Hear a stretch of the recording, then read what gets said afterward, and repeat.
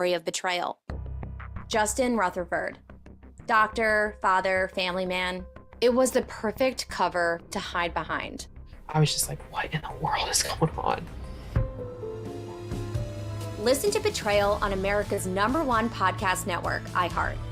Open your free iHeart app and search Betrayal and start listening. I'm Maria Konnikova. And I'm Nate Silver. And our new podcast, Risky Business, there are people is a show all over about the world making that don't better like decisions. KFC mac and We're cheese, both journalists which is who proof moonlight as positive poker players. that some people and that's the lens are we're just going wrong. to use to approach this entire show. We're going to be discussing everything from high. You can count me in. What is the matter with you? Like whether I should call a plumber or fix. It's gross. You're gross. And of course, we'll be talking face about is gross. I hate powdery fake cheese. It's fine. Podcast it's awesome. network. I just ate a whole bowl of it. Open your free iHeart app and search Risky Business. ESPN Asheville is WPEK W225CJ Fairview, WMFX Waynesville, an iHeart radio station, the exclusive audio home of NBC's coverage of the 2024 Paris Olympics. Live from the Ingles studio. I can't wait to play with myself every day. The Sportsocracy. Damn the devil to hell! Let the big dogs eat! Let them on the field! Come get you some of this. Fire them cannons! By golly, put more powder in those things. He couldn't take any more disappointment. Oh my God. The Jets killed him.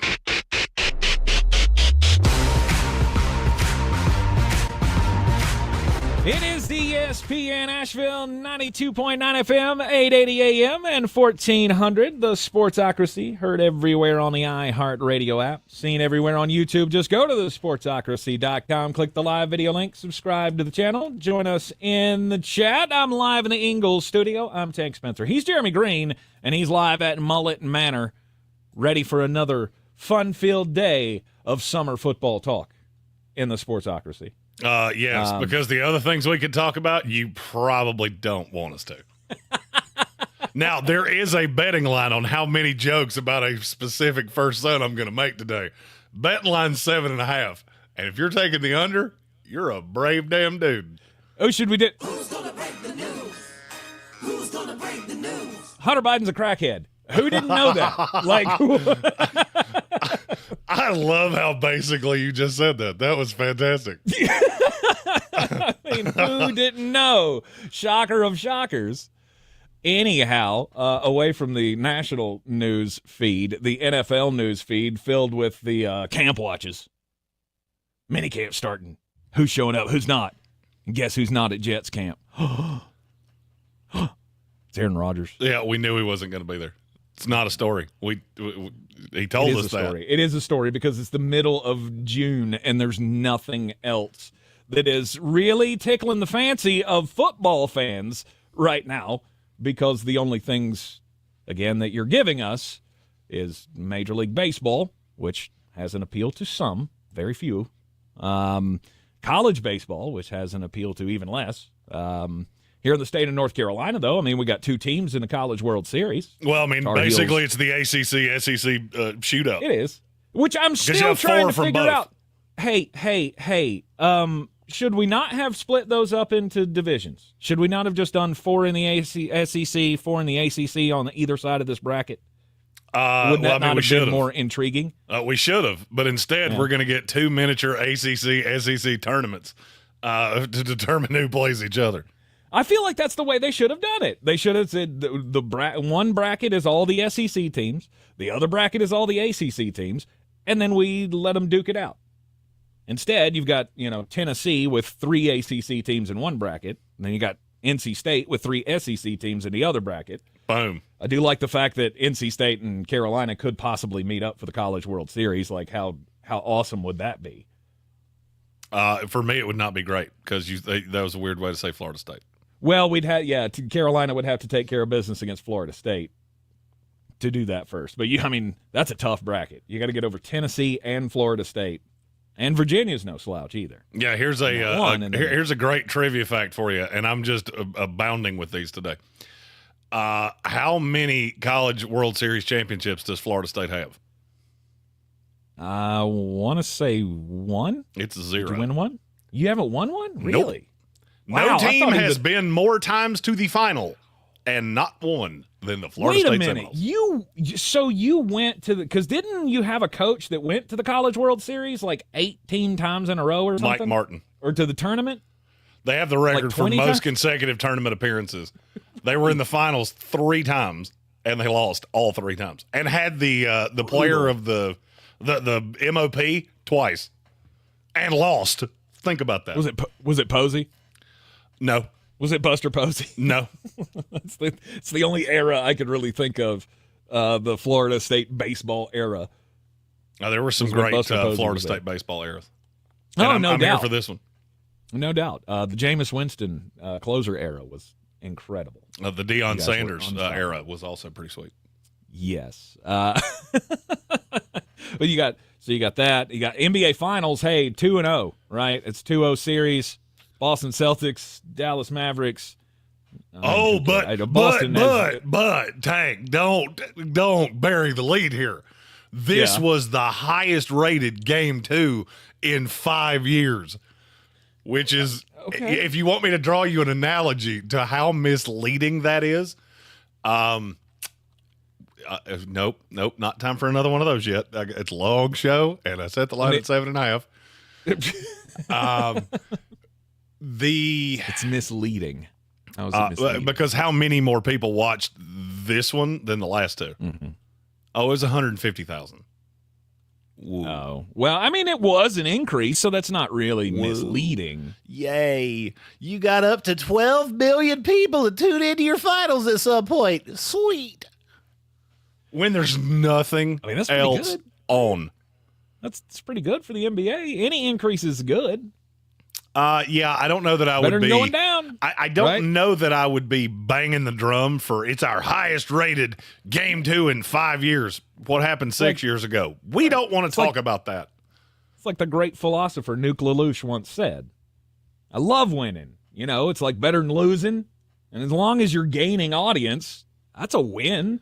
If you had a Nuke LaLoosh reference in the first segment of this program, you're a witch. There could be, hey, I might be able to beat you on HB references. We should do that throughout the show. Every time you make a HB reference, I'm going to make a LaLoosh reference. Indeed. We'll keep up that way. Yeah, so NBA Finals, the Boston Celtics are going to win. There's no real drama there. Moving on to the next. Then what do you have to bide your time between watching training camps? That's the only point I'm trying to make here. It's not a whole lot. No, this is it's not a great time. And just, some of the bangers I've heard on other shows. Yeah, we won't be doing that. We're not going to play the game of, hey, why are you watching this? No, we're not going to do that. Because I don't want to. Because I don't want to. There's no winning there, and I don't like playing games that I can't win. There's no what? There's no winning there, and I don't like playing games that I can't. win. Is there really a winning in any of this sports talk game? Oh, yeah, you can make the predictions that come true, and you can win. I guess you can win certain arguments, but is there ever really a true win? I can win dollars, and that's what I'm after. Yes. Man, I cannot wait for that to come back. What, bangers? I can't do hockey. I just can't. I don't care. I want something that I can pay attention to constantly, something that has my attention. I can't do it with baseball. I did it for like 3 weeks with baseball, and then I just lost all momentum. NASCAR is not fun for me, gambling-wise. That's no fun. NASCAR's hard gambling-wise. Yeah, it's either you pick the winner or you don't, and you got 40 chances. Right? I'm ready this past weekend. Denny Hamlin, right? He's sitting on the pole. He's already won 3 races this year. This is a track he does really well at. He does good on road courses. Second lap in, blows his engine. I would have lost $100 easy. I'm not interested. I want more prop bets for NASCAR. Like, whose wife trends next week because they hate another driver? Who is that driver? Who wins in the fist fight in the pits? Because we seem to have one of those seem to have one of those about every week. Mm-hmm. Mm-hmm. And Stephen Tow's absolutely right. I would be way more into the baseball season if I had a better baseball team to pull for. When your team sucks, it's hard to pay attention to the other teams. Hey, the owner of the team, I would like if I gave even a rat's rear about Major League Baseball. He just said food's better in London than it is in New York, and I don't think we should let him back into the city. Yeah, that was a major faux pas. He should not have done that. Yeah, he's New York's wrong. a place that takes its food very seriously. Yeah, because he's just wrong. There are very few places on this earth that you can get a gourmet hot dog served A for like $2. B, it comes in the little coffee thing. I'm gonna say you ain't had a New York hot dog in a long time. I'm pretty sure even the ones on the street ain't $2 anymore. It's been a minute, yeah. Yeah, it's been a minute. I'm not gonna lie. Yeah, I need to make it back to New York. I think I'll have to do that this year. Yeah, I mean, I've been keeping an eye on the Baltimore Orioles for you there, Steven. It's fun. It's always fun when Gunnar Henderson can put you up 1-0 on the first pitch of the game. What's that, 7 times he's done it now? Congratulations. It's hard to pay attention to the regional sports. That's why we talk so much football, because it's the national sport. It's the one that we can all get into, the one that we can all get excited about. The hope of the future is always there. That's why there's so much talk right now about a video game that doesn't come out for another month. 38 days. Not that I'm counting. Yeah. There you go. He's got the countdown ready to go. And for you and I, Tank, it'll be 35 days because I already bought the early deluxe. Release. Nice. We got the early release.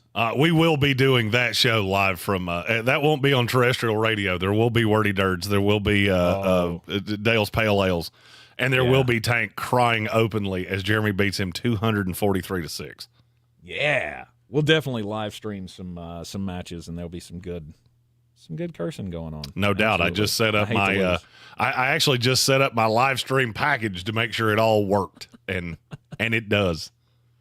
And it does. People need to bear witness to this. All right, this is going to be a life lesson of sometimes you falafel around and you find out. Mm-hmm. And Tank, he didn't really falafel around that much, but he's fitting to find out. They took this game away from me for 14 years, and I am ready to do just so much damage.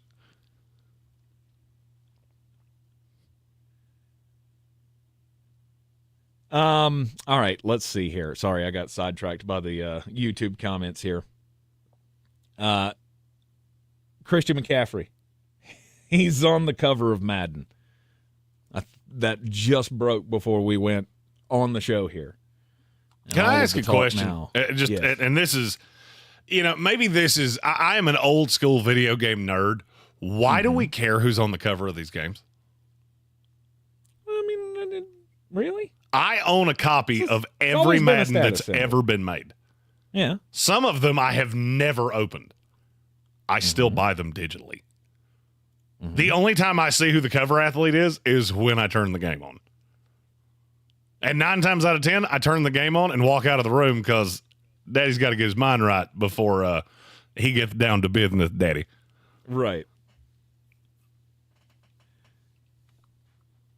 I mean, it's just a thing, right? It's a thing to pass the time. It's a status symbol. If you make the cover of Madden, it's a status symbol to fans. Well, it's a status symbol that things are about to go very, very, very, very, very badly for you. Well, I mean, it doesn't always go great.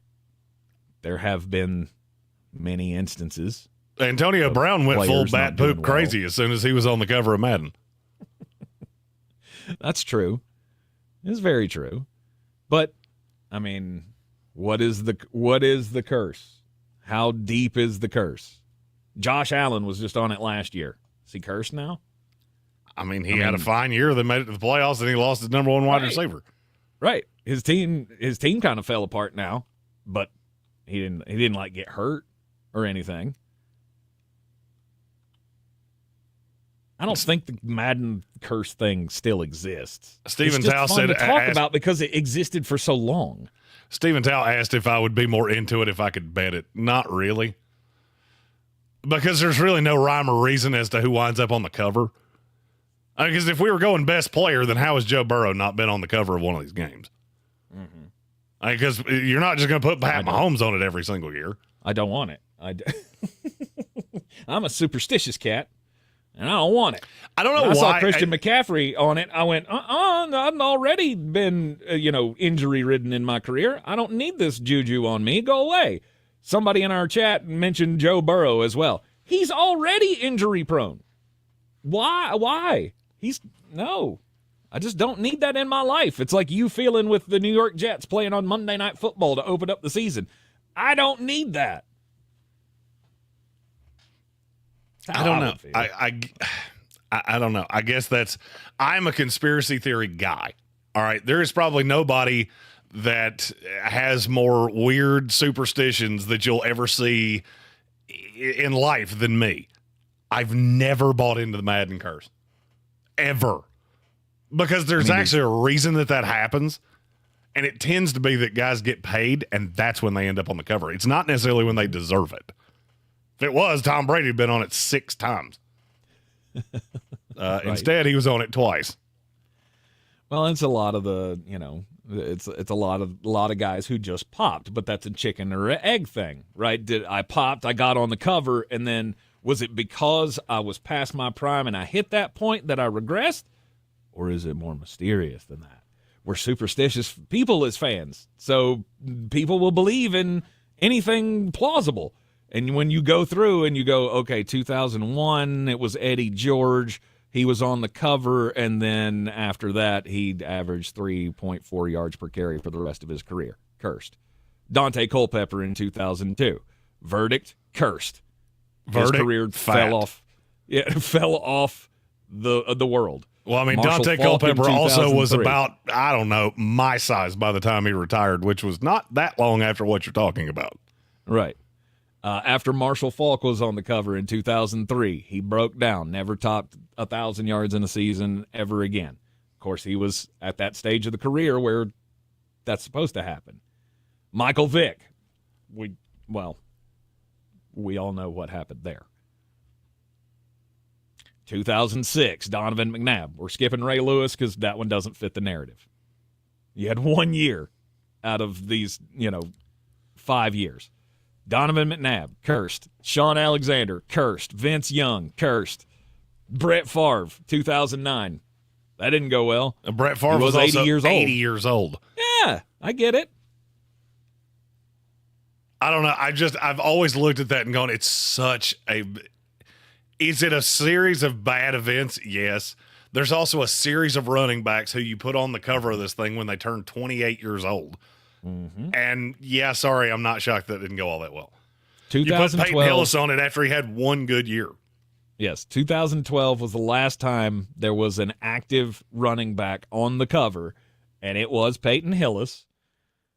And he had a 1,000-yard season the year before, and then they put him on the cover, and he disappeared.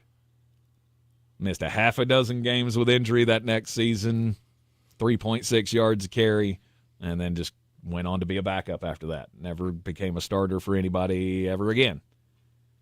Oh, I'm not saying I would crave the Madden cover. No. Because, hey, maybe there is something to it. It's never bothered me all that much. Hey, you want me to get the Madden curse to stop? Hey, put Justin Jefferson on it. Or Jamar Chase. Or, I don't know, Amon-Ra St. Brown. Wide receivers tend to have much longer careers. How many quarterbacks played all 17 games last year? Okay, you keep putting quarterbacks on the cover. Oh, they got hurt and their team wasn't good. How many of them did you put on the cover the year after they signed a gigantic contract and they lost weapons? Mm-hmm. Yeah, Josh Allen last year. That didn't really fit your narrative, did it? No, not really. I mean, you really have to go back to Antonio. There are several of those that was on the cover and you it have all to just be fell apart. There are several of those that you have to be awful loosey-goosey with your rules of what a curse is. Right. Well, the last few years have also been a little safe. I mean, other than the Lamar Jackson year, 2021. I mean, he had a good season after that. There was no curse there. But they went Patrick Mahomes, Tom Brady, and Patrick Mahomes. Then they went John Madden. So didn't curse anybody for that, anniversary edition. And then last year was Josh Allen. Yeah, there's pretty safe. There's an internet conspiracy theory that after Madden passed away, that putting him on the curse was what would lift it, and now every guy that does this from now on, there will be no curse. Hey, maybe. This is how kooky Madookie, by the way, some of these conspiracy theory people are. Yeah, maybe. I would like to point out that they started with Madden on the cover. Mm-hmm. So maybe it resets, or do we just start another one? Do we start putting more riskier players on here, and then the curse comes back? I never root for injuries. I don't want to see anybody get hurt. I'm just a little superstitious, that's all. I'm like Sir Jimothy. I'm not superstitious. I'm just a little stitious. All right. Mr. 13's all over his body. Okay. And maybe I am superstitious. And thinks the birds are drones watching his every move. Hey. This guy has a hard time believing the matter. You ever watch a reel on Instagram and then all of a sudden, hey, look, that's weird. My Google ads are advertising the same thing I just watched. That's weird. I'm sure it's just an accident. Yeah. It's not the government watching us very intently. Not at all. You're in the Sportsocracy, and this is ESPN Asheville. Hi, we're Comparing Insurance Agency. Right now, you're clear. Comparing. Never heard of them. We know. We also know that you have no idea that Comparing Insurance agents are local and provide expert advice. So to help it stick, we're going to say local agent 4 times in the next 15 seconds. Ready? Go. Our local agents know you and your community. Our local agents offer insurance from top carriers. Our local agents have minty fresh breath. Find us at comparinginsurance.com. Comparing Insurance Agency. Local agents, expert advice. And there's number 4. It's the Marketer's Report. Today, Capital One's Chief Brand Officer, Mark Mentry, weighs in on building loyalty with customers. Capital One has really worked to create amazing access moments for our customers. Anywhere from when we have a live event, there'll be customer events ahead of that. We will do sound check parties that only Capital One cardholders can get access to, and we can't pull that off without the relationship iHeart has with the artists, with venues to create these really exclusive events, festivals that iHeart puts on, gives Capital One the ability to create those moments. People are passionate about their favorite artists, and so we try to tap into that together. As the #1 audio company, iHeartMedia gives marketers access to all, from national to local, every audience, live conversations, trusted influencers, and the insights and data you need to grow. Not just a media company, iHeartMedia is your access company. If you're a marketer, go to iHeartResults.com. Family Talk with Straight Talk. You give and you give. It's time to get with Straight Talk Wireless. You get a reliable 5G network and unlimited data, and you get to choose who joins your family plan starting as low as $25 a line. Does it have to be family? It can be family or people you like. Get more lines and more savings. Switch to Straight Talk for family plans starting as low as $25 a line per month for 4 lines. Find us at Walmart and straighttalk.com. For network management practices, visit straighttalk.com. Family plan discount with 4 lines, all on the Silver Unlimited plan. Taxes and fees apply. This summer, Dale's Pale Ale salutes freedom. Freedom in fabric, or the fabric of freedom. Denim Dale's available for a limited time in the blue jean box. Dale's salutes everyone who works hard, plays hard, and relaxes hard. Life's more than about what you pack in your dinner. Though we're packing beer, so we win. Seize the Dales. Unwind in style with a cool breeze up the jorts. Just look for the beer in the blue jean box. Do better, be better every day. That's the Parks Promise. This is JW with Parks Ford Hendersonville, and we are excited to kick off the Parks Promise Community Hero Program. This year we'll be celebrating nonprofits throughout Western North Carolina that live out our core value, to do better and be better for the communities that we serve. There are so many organizations doing amazing things, from being a helpful hand to a soft voice or a warm heart to embrace their neighbors. We can't wait to introduce you to our 2024 Parks Promise Community Heroes. Experience the Parks Promise today at parksfordhendersonville.com. Did you know Ingalls only sells USDA Choice and Prime cuts of meat? Maybe it's time to reward yourself. Our butchers cut all our meat fresh in the store every day. Grass-fed, organic, you name it. Not only that, we'll even cut it to order just the way you like it. And we grind meat fresh in the store multiple times a day. It's all in the bag. That's the best meat in town for the best folks in town. Ingalls, low prices, love the savings.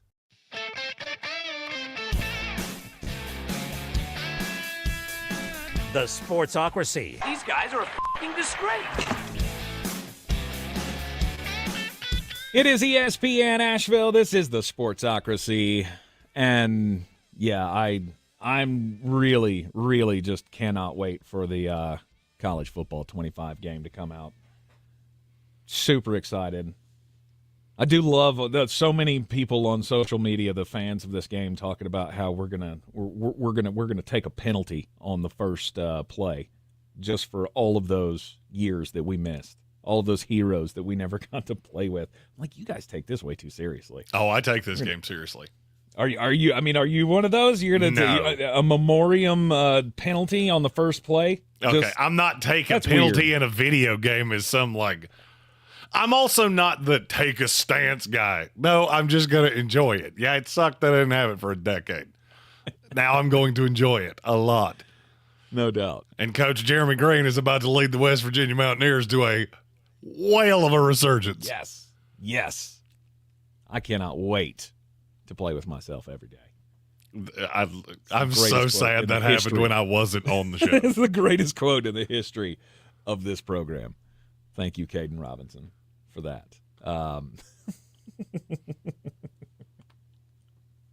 I really don't care. I'm done perusing all of the arguments about this game, what's in it, what's not in it. I don't care. Just give it to me. Okay, you didn't have the high school mode, fine. I want you to bring that back next year. But I think I think the complaining about this has gone a little too far, because we all know that what this else is do just we have like to do? This is all just like consuming the NFL's product, regardless of what you say. You're ticked off about this week. Well, I mean, what else are we going to do? Because look, if we talk about anything else, we're going to wind up in arguments that are just going to piss us off. Oh yeah, it's the one thing that we can unite behind. We can all unite behind, getting behind our fictional teams and just beating the snot out of each other in the virtual football world. You care to run that word by me one more time? Fictitional? Fictitional? Yeah. That's not a word. No. You if said it weren't before, it's going to be. You said that now. with the confidence that Hunter Biden handed that laptop over with, and we all see how that went. That's 2. Oh. I'll get tired of it. I promise. Is a word, by the way. It's going to take a minute, but it is in the dictionary. It shouldn't be. There's a lot of words. I think "bruh" is in the dictionary. So you know what? I don't think we could use that anymore. Of, relating to, characterized by, or occurring in fiction. Fictitional is an adjective, according to Merriam-Webster. So, suck it, nerd. Hey, you think they're going to put Caitlin Clark on the cover of the video game, despite how it makes I was hoping they were going to put her on the cover of Madden just to watch. It's not fair. I just wanted to watch people's heads explode. Just put Caitlin Clark on the cover of Madden. Be done with it. Doesn't make any sense. Neither do any of these other arguments of, this is bad for the game. Shut up. People are watching your product. I told Tate this before the show, and we're not going to talk about this for long because I am so over this that it is pitiful. There are certain people that are analysts, former players, that I have come up with an analogy.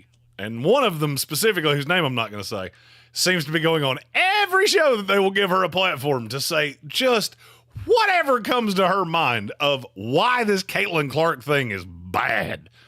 Okay, let me draw an analogy to you.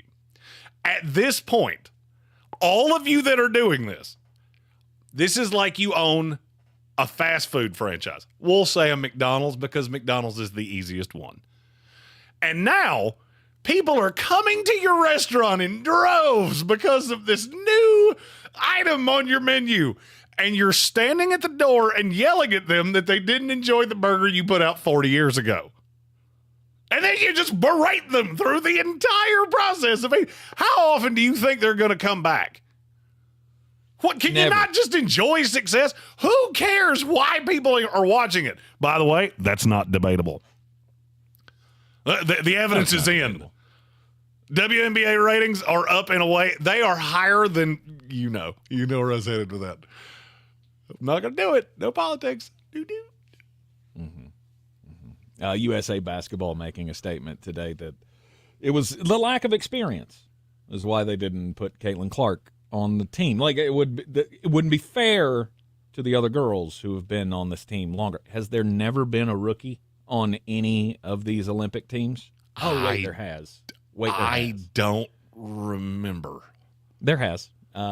Rebecca Lobo, I feel like was. I heard the Greene guys talking about that earlier today. There have been rookies on this team. There have been role players that there's an injured person on this team right now. Yes, hadn't played since October of last year. Why don't you miss me with that whole? We have a certain criteria, and experience is one of the boxes that you need to check. Can people not just like things? Experience. Like, is that not allowed anymore? Do we have to like things for a specific reason? I'm just sorry. You started this. I'm going down the rabbit hole. Can we not just like things because we like them?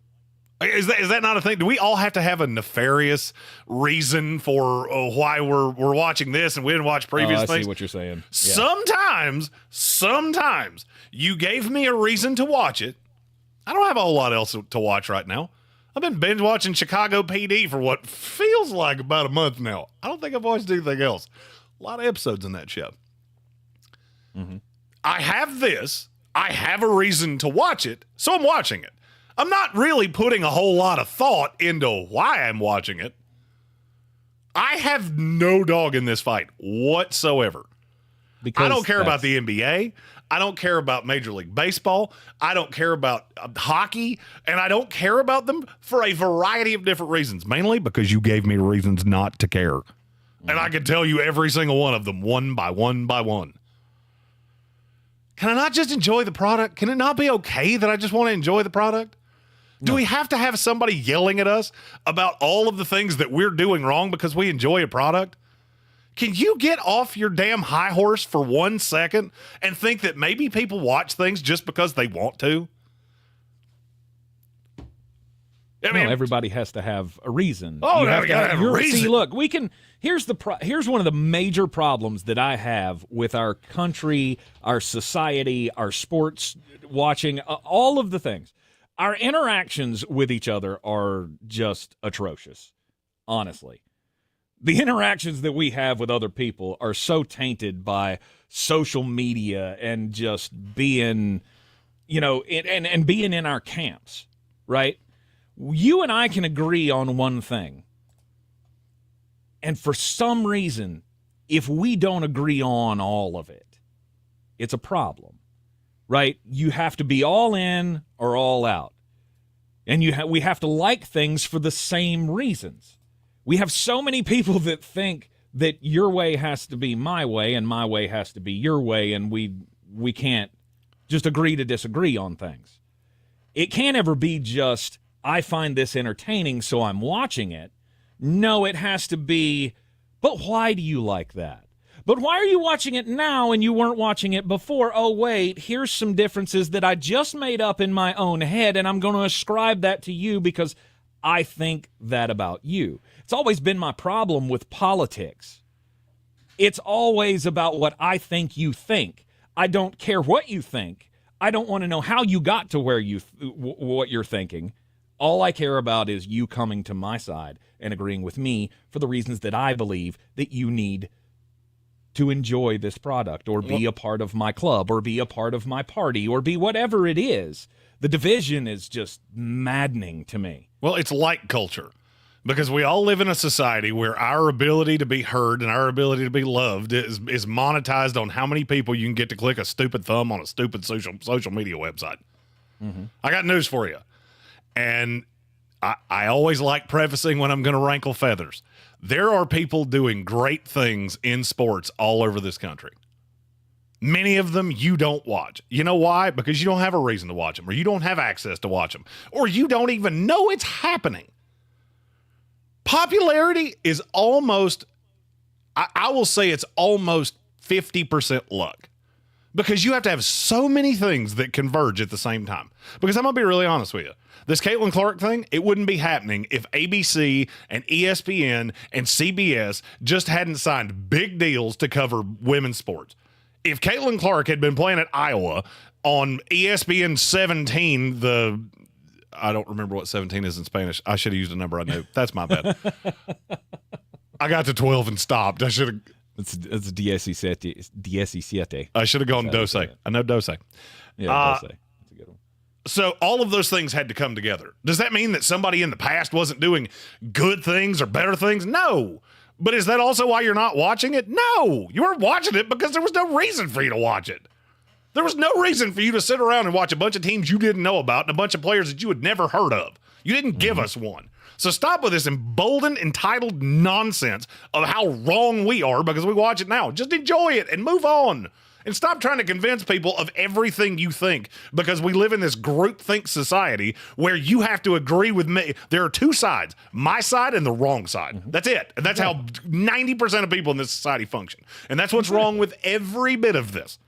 All of the things that we do and all of the things that get all this time on platforms like this one is because somebody somewhere went, my opinion's right, and if you don't agree with me, you're wrong. And it irked us, and it irked a lot of other people, and a lot of other people don't have the cojones to say that it did.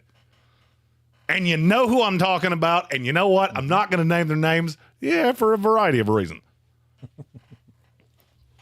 Yeah. And that is the end of my soapbox. Good for you. I just hate it. I hate the fact that we can't find middle ground, that we can't just enjoy something because it's an entertaining product. The vast majority of us can't. But there doesn't have to be an underlying reason. There doesn't have to be some evil plot. And, it's the people that have the microphones. That's the way they think. And so that's the way they think you should think. Because they think all of the things that they oppose are evil. And so they feel that about you. I've always thought that was, I don't know. It's always one of the biggest nuggets of wisdom that I ever got. Of the ones that scream the loudest, that you're a whatever, that you think differently than they do. They think the evil of you, and that's why they accuse you of that. You're in the Sportsocracy, and this is ESPN Asheville, 92.9 FM, 880 AM at 1400, lighting it up with some offensive line talk. Best offensive lines in the NFL coming your way next. This is your Exergen. Clear. Thank you. I'll be back in 3 minutes. ESPN Asheville. Yes. Outdoor weather way you got it over the next few days. Now, it's going to get a little hot around here toward the end of the week, but it is going to stay dry. Sunny today, 77. Tonight in the low 50s. Still some pockets of 40s in our normally cooler spots with some fog by morning. That fog will go away pretty quickly Wednesday. Then some partial sun, 83. Thursday, sunny, 85. Friday, mostly sunny and 90. From the Weather Channel, I'm meteorologist Ray Stajic. This report is sponsored by First Restoration Services. Fire, flood, wind damage, arguably a homeowner's worst nightmare. For nearly 4 decades, First Restoration Services have been helping people recover from disasters with trust, integrity, speed, and quality. If you have a disaster, call them today. 1-800-537-6151 or online at frs247.com.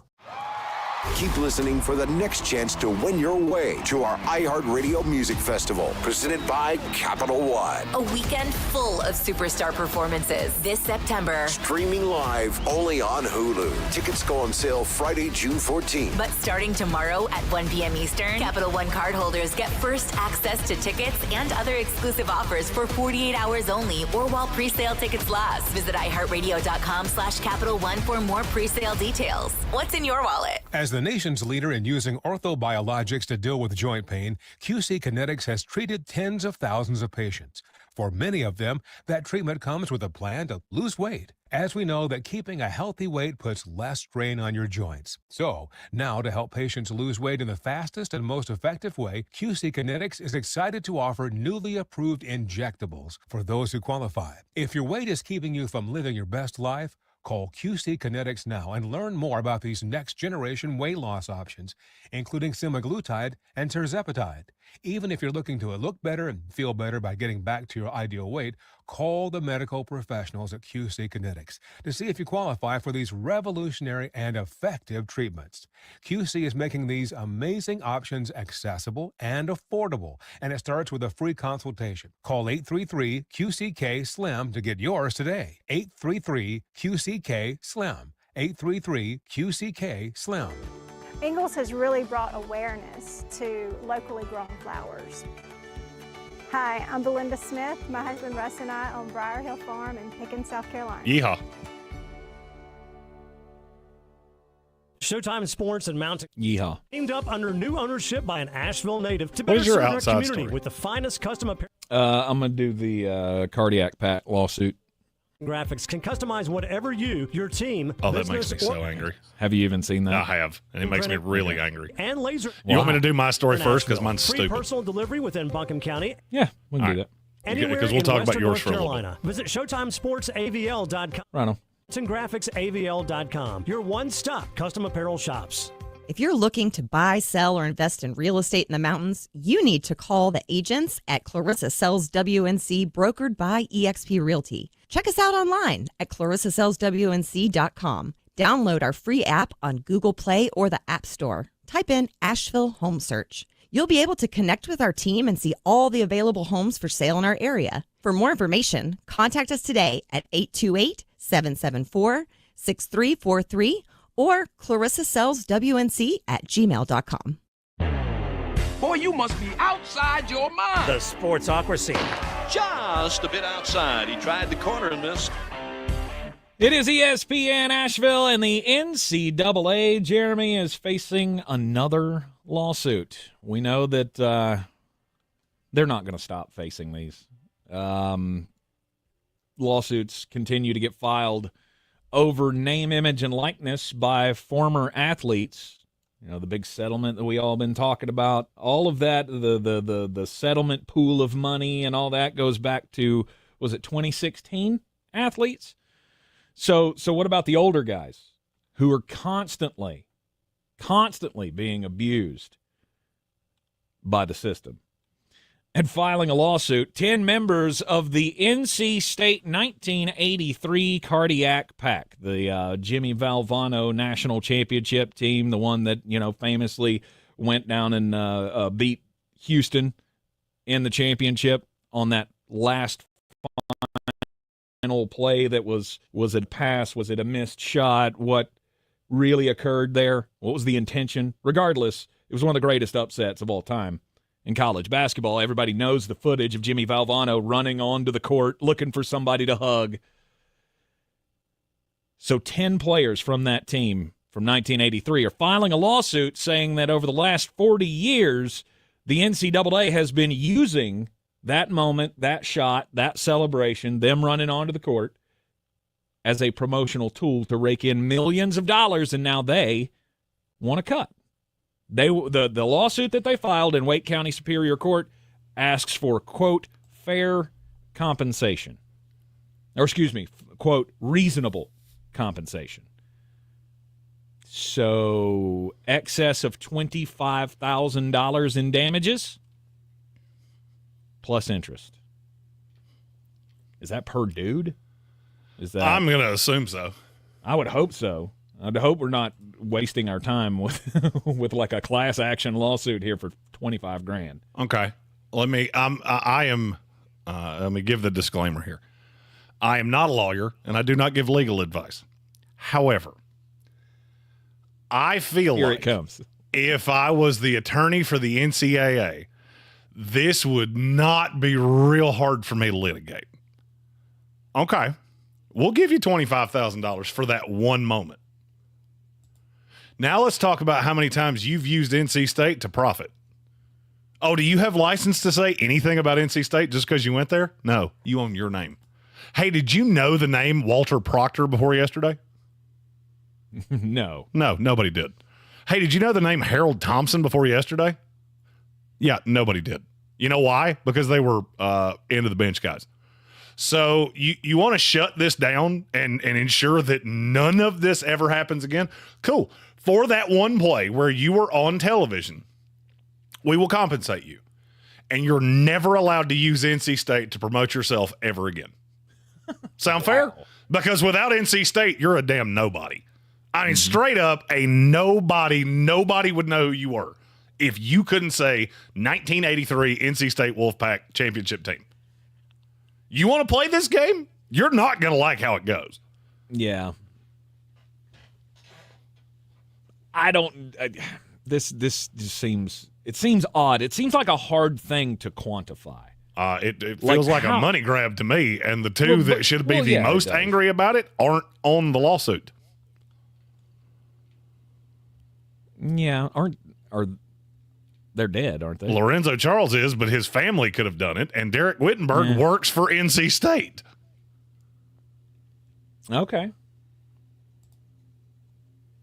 It's kind of hard to sue the... No doubt. Well, I don't know. I guess it's... That's called don't really bite the hand that feeds you. Derek Wittenberg saw this lawsuit and went, I would wager 98% of my net worth is due to NC State, so I think I'm going to pass on this one, fellas. Yeah. How do you quantify millions of dollars that highlight has generated? Well, I mean, this lawsuit will go absolutely nowhere unless they just want to settle it. I was going to say, unless you're talking about,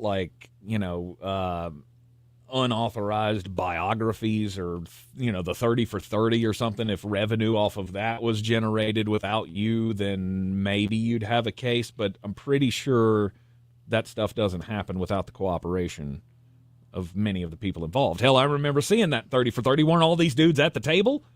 You right? have no case.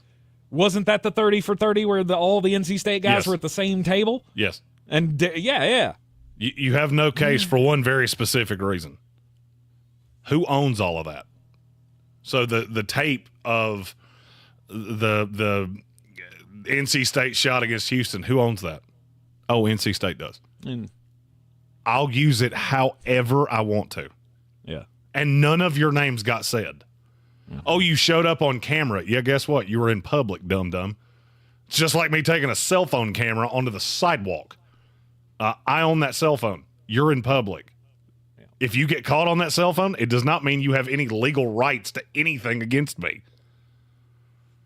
I read that and went, you got to shut this down now or you're going to get 500 of these in the next 12 months.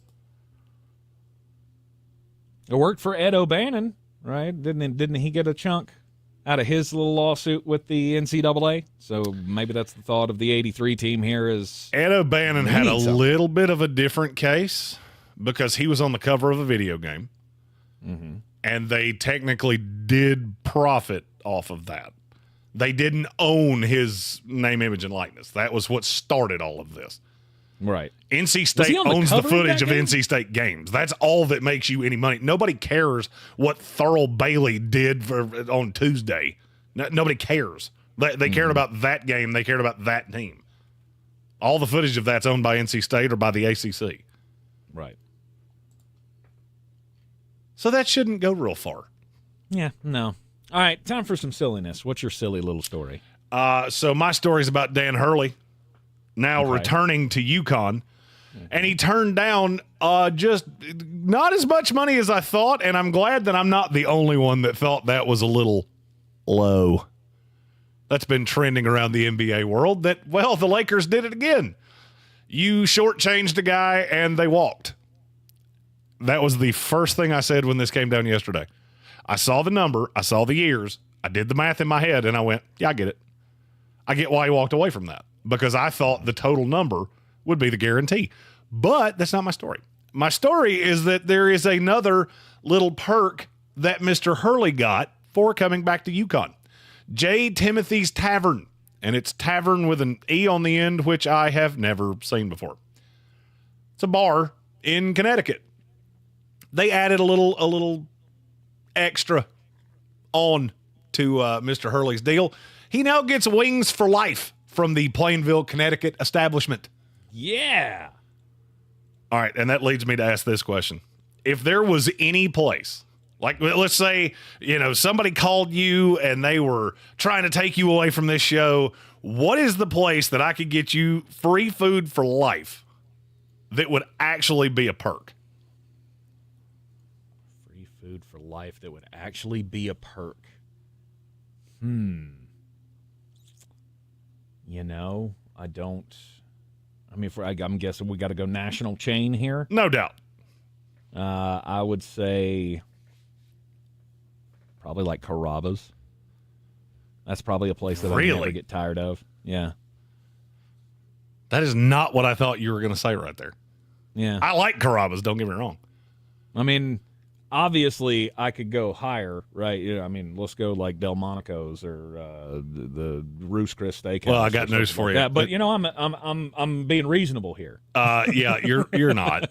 And have you ever noticed that when these stories come out, it's never, oh, weird, Peter Luger offered Robert Saleh free steaks for life. No, be realistic. I have two answers. I have two answers, and I feel reasonably sure that anybody that's ever watched this show probably knows what I'm getting ready to say. Okay. Taco Bell's one. Mm-hmm. William Workman actually in the comments has already said that I would bankrupt all Taco Bell. You might not be wrong. You might not be wrong. And the other would be Jersey Mike's. Oh, I forgot about Jersey Mike's. I could eat Jersey Mike's every single day of my life and never get tired of it. Yeah. I could eat Taco Bell every day of my life and never get tired of it. Yeah, Jersey Mike's is a good one. I will actually. I have issued this challenge before, but I have never actually sent it to anybody that makes decisions for either of these people. I don't believe that there is any path that I couldn't eat Taco Bell for lunch and Jersey Mike's for dinner every day for a year. I would never get tired of it, and I would be as happy on day 365 as I was on day one. Mm-hmm. For a year. For a year. I could do it for a year. 1 calendar year.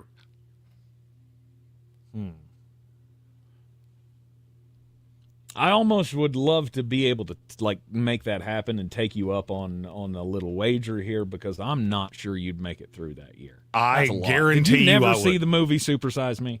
Did you? Well, okay. All right. I'm glad you said that, because, what was that guy's name? I do not remember. He just died like 2 weeks ago. Yes, I did see that. You do realize that there were some things in that movie that they didn't really tell you that Morgan Spurlock. Morgan Spurlock. His name. Yeah. You know that he and old HB had more in common than you think, right? Sure. That came out while he was still alive, that he had a drug problem. Mm-hmm. So I think you maybe that was a little biased. Maybe it's a little biased. Biased in what? In the documentary that he made? Yeah, maybe it was. Did you ever see it? Did you ever watch it? Okay, you should. Tank, if you haven't, I want you to answer. No. No. I want you to answer your own question, and I'm going to ask back to you what you just asked to me. Okay.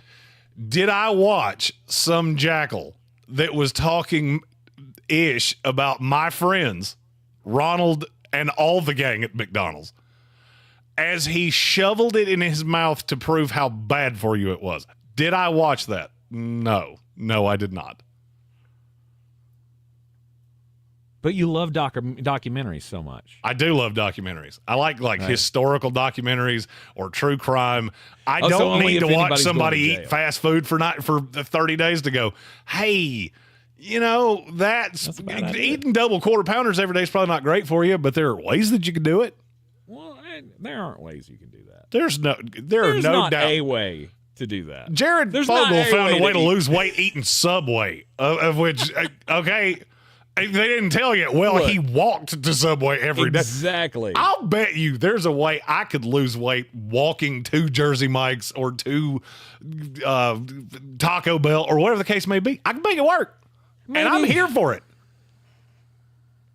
If you walked from your house. You walked from your house to the nearest Taco Bell for breakfast and then walked to the nearest Jersey Mike's in the other direction for lunch. Okay, well, that would have to be for breakfast and dinner, because we're talking about like 17 miles round trip, because I live nowhere near either one. You can make it. Hey, you can make it.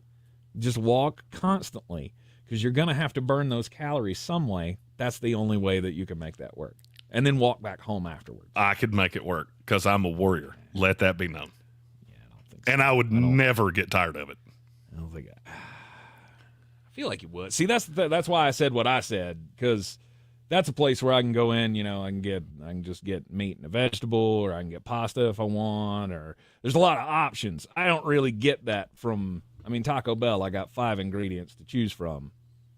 And I can do it 538 different ways. Let's go. But the package doesn't change the monotony for me. It's still the same. It does. thing. See, that's where you and I are different. I could eat the same thing. I don't even have to branch out.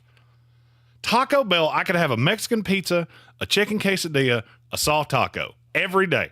I'd be fine. As long as that's got that banging fire sauce on it, we're good. We got this. Jersey Mike's, I'd never eat the same sandwich twice. Yeah, I do love a good Jersey Mike's. Oh, it's so good. I could eat the number 13 Mike's Way with mayonnaise and cherry pepper relish and banana peppers for the rest of my life. Well, here's the thing, Jersey Mike's. That is the number great 13. Thing. Weird. I got them tattooed all over my body. That feels like a promotional. That feels like something sandwich. Promotional that. Oh yeah. You could just make a thing if you wanted to. The best sandwich ever created. Because it is. Oh wow.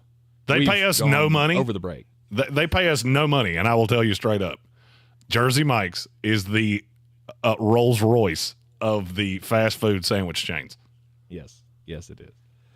More riveting sports talk coming up next here in the Sportsocracy on ESPN Asheville, 92.9 FM, 880 AM, and 1400. With your choice of select sandwich, nugs, fries, and We're clear. Thank you. $1 biggie bag. Absolutely. Well, you jumped in front of me because I was going to rant about NC State. What? I did. And then we had But we got more out of yours than we did out of mine. No doubt. That's the beauty of having a partner like me, Tank. I can talk about my shoelaces for an hour. U.S. price and participation may vary. All right, coming back at 1 or 101? Junior fry and small soft drink. Third-party delivery pricing may be higher. Houston, permission to detach boosters. Negative, Commander. You're off course for the moon. Sensors show something massive on board. Did you bring additional items? Only the new... We'll be back at 1. Those are loaded with $50, $100, $500, and $2,000 prizes. Be right on a back. Trajectory towards Mars. Nice. First person on Mars. Take that, billionaires. New loaded scratch-offs from the North Carolina Education Lottery. Massive amounts of prizes. Must be 18 to play. Approximate overall odds of winning range from 1 in 3.8 to 4.88. Problem gambling helpline 877-718-5543. People are talking about Summit Dental in Asheville. Just check out their Google reviews. One patient writes, "I'll start by saying I really hate going to the dentist. My anxiety is always through the roof and I'm always so nervous. However, Summit Dental may be the first place that my anxiety is actually not going through the roof. The staff that works at Summit are an incredible team. They're kind, knowledgeable, and funny. I left feeling confident that we have a plan to help restore my teeth and get me on track to a better smile. Find out more about Summit Dental at AshevilleSummitDental.com or call 828-277-6868. Make this month more special with free This Week entertainment picks from Xfinity. Celebrate Pride Month with premium LGBTQ+ networks like Reverie, Deku, and Out TV. For Black Music Month, watch concert performances by legendary artists of the past on Quest TV. Or revel in the hip-hop culture of today with Revolt. And no matter the occasion, iHeartRadio's Hip Hop Beats playlist has the soundtrack to all your good times. Xfinity has free entertainment for any celebration. Say free This Week into your Xfinity voice remote. If you're looking to buy, sell, or invest in real estate in the mountains, you need to call the agents at Clarissa Sells WNC, brokered by eXp Realty. Check us out online at ClarissaSellsWNC.com. And did I mention that Clarissa Sells WNC loves teachers? We love teachers so much, we're giving back 25% of our commission at closing. For more information, contact us today at 828-774-6343 or ClarissaSellsWNC@gmail.com. If cleanliness is next to godliness, look around the car right now. Is that very godly? Look, life comes at you fast, but so does WNC Auto Detailing. They have the tools to make your interior look like it's coming off the showroom floor. You don't believe me? Check them out on Instagram. All that filth and years of stains disappear. WNC Auto Detailing does full interior and exterior details with paint correction, and they do wax and ceramic coatings. Call WNC Auto Detailing at 455-3700. Premium care with a Southern hospitality touch. This is your Exergen Temporal Scanner weather forecast on ESPN Asheville. Looking for some great outdoor weather? Well, you've got it over the next few days. Now, it's going to get a little hot around here toward the end of the week, but it is going to stay dry. Sunny today, 77. Tonight in the low 50s. Still some pockets of 40s in our normally cooler spots with some fog by morning. That fog will go away pretty quickly Wednesday, then some partial sun, 83. Thursday, sunny, 85. Friday, mostly sunny and 90. From the Weather Channel, I'm meteorologist Ray Stajic. This report is sponsored by First Restoration Services. Fire, flood, wind damage, arguably a homeowner's worst nightmare. For nearly 4 decades, First Restoration Services has been helping people recover from disasters with trust, integrity, speed, and quality. If you have a disaster, call them today, 1-800-537-6151, or online at frs247.com. Need to hire? You need Indeed. Their all-in-one platform helps you attract, interview, and hire candidates all from one place. And Indeed's interview tool lets you schedule and conduct virtual interviews right from their website. Visit Indeed.com/credit. Hi, we're Comparion Insurance Agency. Right now you're thinking, Comparion, never heard of them. We know. We also know that you have no idea that Comparion Insurance agents are local and provide expert advice. So to help it stick, we're going to say local agent 4 times in the next 15 seconds. Ready? Go. Our local agents know you and your community. Our local agents offer insurance from top carriers. Our local agents have minty fresh breath. Find us at ComparionInsurance.com. Comparion Insurance Agency. Local agents, expert advice. And there's number 4. Do better, be better every day. That's the Parks Promise. This is JW with Parks Ford Hendersonville, and we are excited to kick off the Parks Promise Community Hero Program. This year, we'll be celebrating nonprofits throughout Western North Carolina that live out our core value to do better and be better for the communities that we serve. There are so many organizations doing amazing things, from being a helpful hand to a soft voice or a warm heart to embrace their neighbors. We can't wait to introduce you to our 2024 Parks Promise Community Heroes. Experience the Parks Promise today at parksfordhendersonville.com. ESPN Asheville is WPEK W225CJ. Are you back? An iHeart radio station, the exclusive audio home of NBC's coverage of the 2024 Paris Olympics. Now, your chance at $1,000 and a trip to our iHeartRadio Music Festival. Are you there? Nationwide keyword, festival, to 200-200. You'll get a confirmation text and info. Standard data and message rates apply in this nationwide contest. That's festival to 200-200.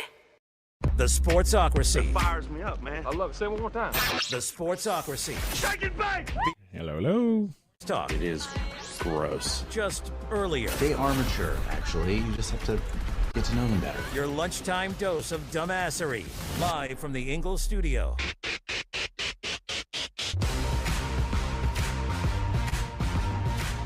It is ESPN Asheville, 92.9 FM, 880 AM, 1400. The Sportocracy, heard everywhere on the iHeart Radio app. We are seen everywhere on YouTube. Just go to thesportsocracy.com, click the live video link, subscribe to the channel. That way you can join us in the chat each and every afternoon.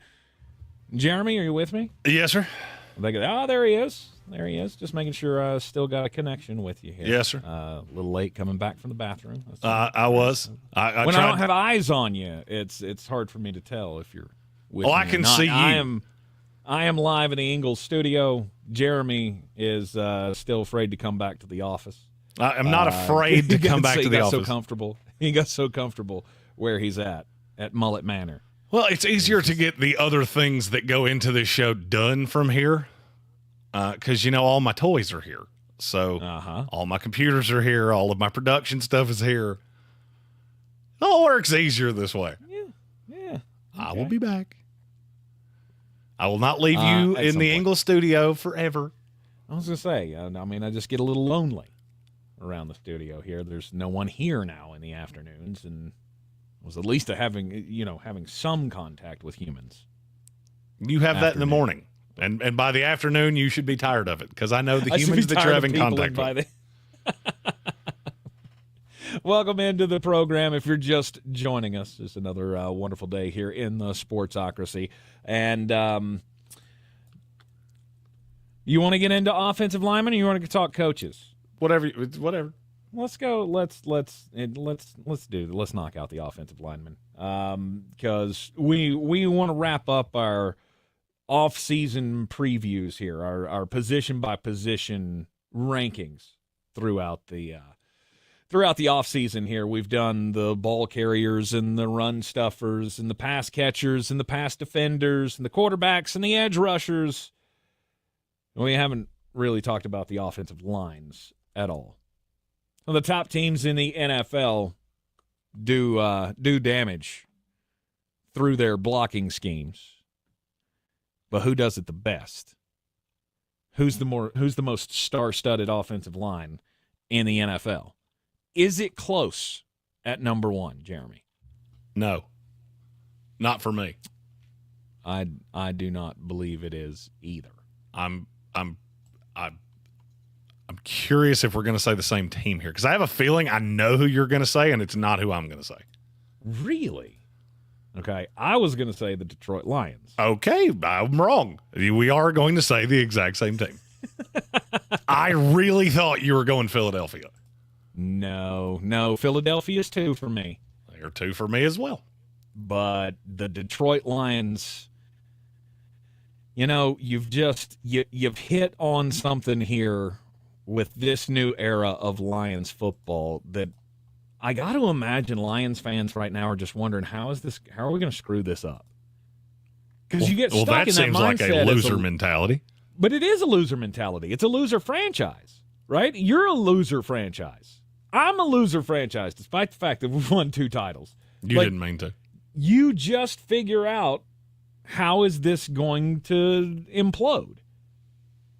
And Detroit Lions fans never had a Super Bowl to cheer for. They've had 2 elite players in their time that deserved. We're of those like Mount Rushmore type players, Barry Sanders and Calvin Johnson.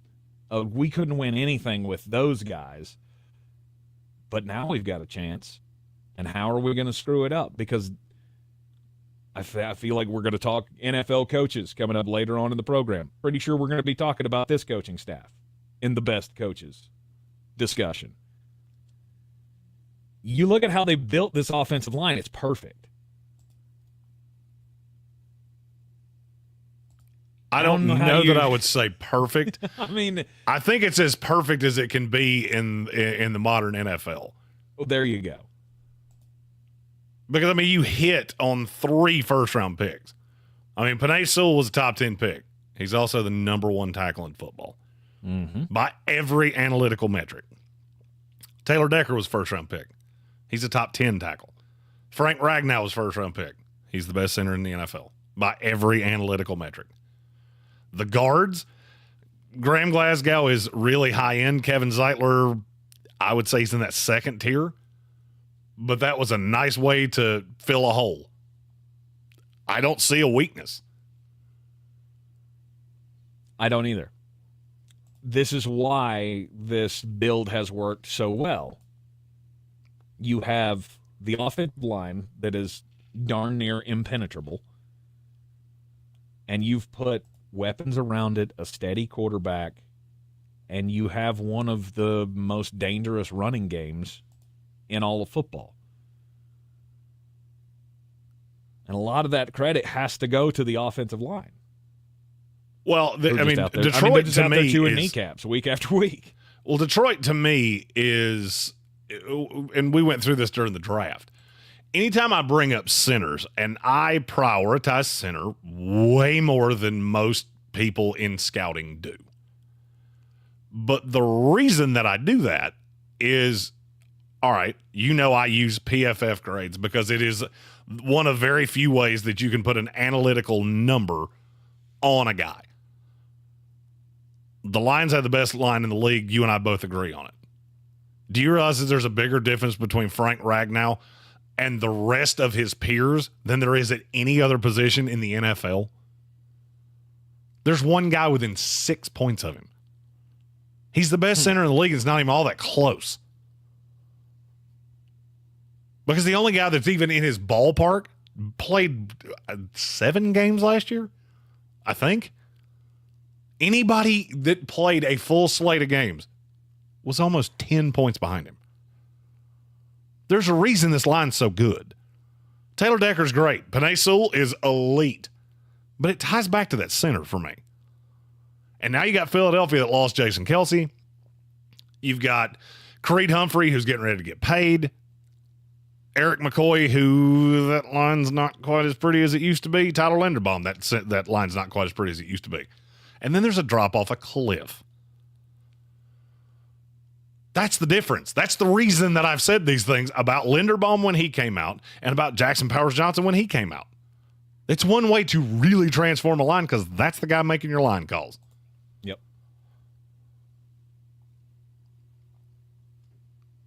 As long as you got that centerpiece, I feel pretty good about the build. As long as I got a center and a left tackle, I feel like everything else can just be, I mean, obviously you want to go as good as possible, but you can have a good line with stars at those two positions. Oh, and by the way, we didn't mention this, but have you ever looked at the two deep for the Lions? Yeah. You do realize that they have Christian Mahogany, they have Nathan Moody, and Dan Skipper as their 6, 7, and 8. Yes. That's pretty good. Two of those three guys would start on practically every team in the league. Mm-hmm. They're backups for Detroit. Yep. You want to talk about number 2 next? Sure. Philadelphia. The Philadelphia Eagles. This is another line that I look at and I go, okay, I've got the tackles sorted out. Is Landon Dickerson going to be the center? No, Cam or are Jurgens they moving him to guard? Or are they keeping him at guard? They're going to keep him at guard and slide Cam Jurgens in at center, to the best of what I've heard. Okay. And then the other guard spot is Tyler Steen. Behind him is Matt Hennessy, who they picked up from Atlanta. Mm-hmm. He's not great, but he's a serviceable piece. Good deep. That's a depth piece. Mm-hmm. A great one. They have options. And then you might to have replace Jason you might Kelce. have right, and then you might have something in Mekhi Becton. Who knows? You might find something. You never know. Can I pass on saying you might have something in him? I mean, you could. You're going to hear a lot of whining out of Mekhi Becton. He's just never been healthy. I was coached too hard with the Jets, and they weren't nice to me. Is that what he said? Yes. Nice. Now, look, Kevin Carter's a jerk. So, that's not new information. Yeah. If we're coming up with offensive line trios in the league, though, I feel like it's hard to combat a Lane Johnson, Landon Dickerson, Jordan Mailata trio. I would agree. Look, they're phenomenal. Mm-hmm. All right, let me ask you this. If Jason Kelce had not retired, would they have been closer to your one or even been your one? They would have been real close. They wouldn't have I'd been. Have to think about it much longer. They would have been closer, but they still wouldn't have passed Detroit for me. Detroit would be my one with Jason Kelce or without. Okay. And I probably would have been in the same boat considering the aging factor, right? Detroit's got a younger line. And Philadelphia, we've been waiting for this to happen, right? The attrition of all the older guys that they've had. They've just done a great job of replacing them. At number 3, Cleveland Browns.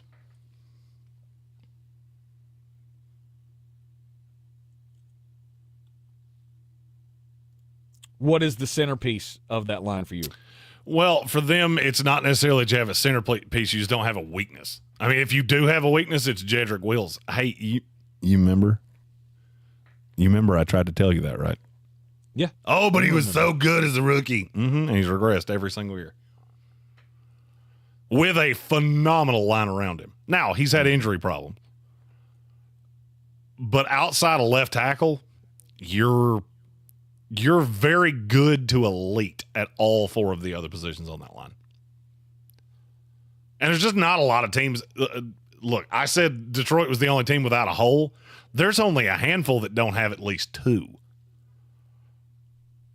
Because, I mean, we're going to get to teams here real fast that you go, hey, they've got a great trio. And then, whole mess of question marks.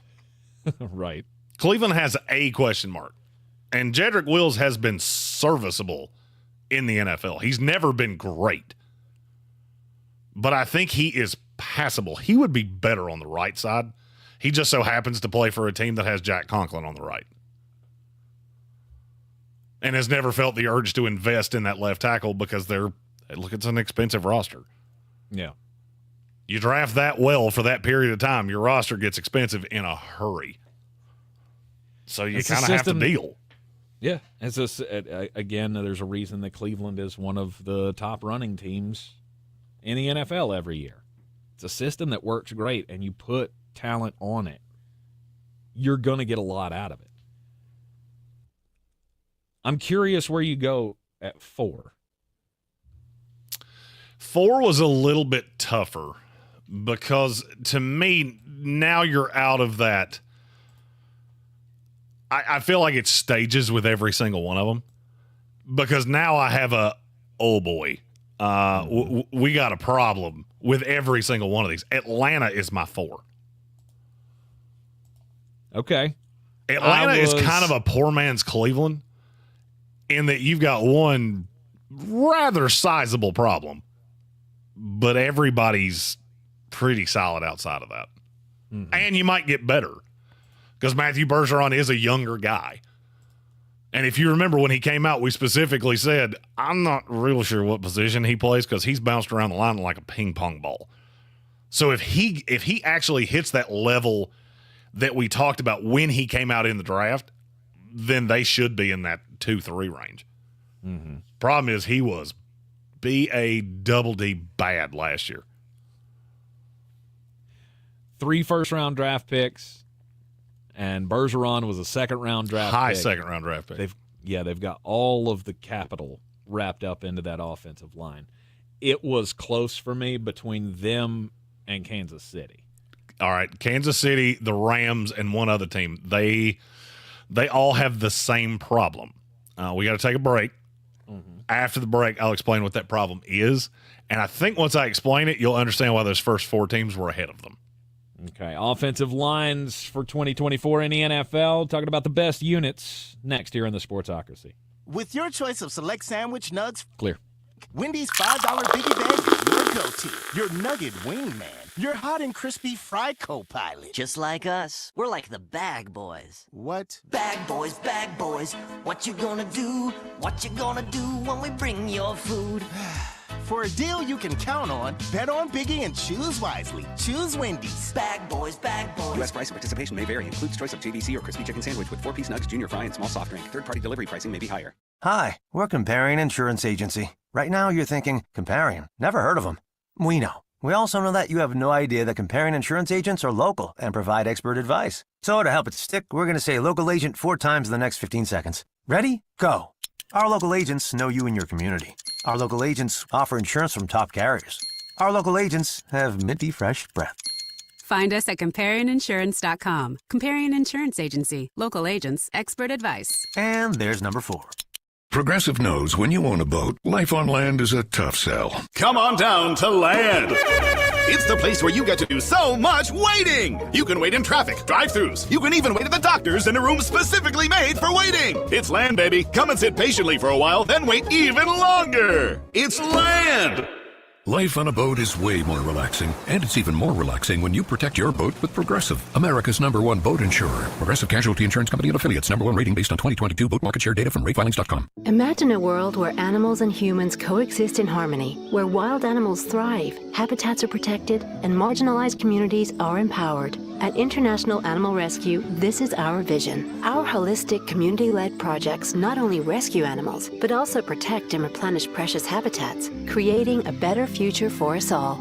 But we can't do this without you. Show your support now and help keep the wild, wild. Visit internationalanimalrescue.org. If you're looking to buy, sell, or invest in real estate in the mountains, you need to call the agents at Clarissa Sells WNC, brokered by eXp Realty. Check us out online at clarissasellswnc.com. Download our free app on Google Play or the App Store. Type in Asheville Home Search. You'll be able to connect with our team and see all the available homes for sale in our area. For more information, contact us today at 828-774-6343 or clarissasellswnc@gmail.com. If cleanliness is next to godliness, look around the car right now. Is that very godly? Look, life comes at you fast, but so does WBNC Auto Detailing. They have the tools to make your interior look like it's coming off the showroom floor. You don't believe me? Check them out on Instagram. All that filth and years of stains disappear. WBNC Auto Detailing does full interior and exterior details with paint correction, and they do wax and ceramic coatings. Call WBNC Auto Detailing at 455-3700. Premium care with a Southern hospitality touch. Showtime Sports and Mountain Graphics have teamed up under new ownership by an Asheville native to better serve our community with the finest custom apparel and unique branded items at the best price. Showtime Sports and Mountain Graphics can customize whatever you, your team, business, or local group may need through high-quality screen printing, embroidery, and laser engraving right here in Asheville. Free. All right, you back? Rockland County and a reduced delivery fee anywhere in Western North Carolina. Visit ShowtimeSportsAVL.com and MountainGraphicsAVL.com. Your one-stop custom apparel shops.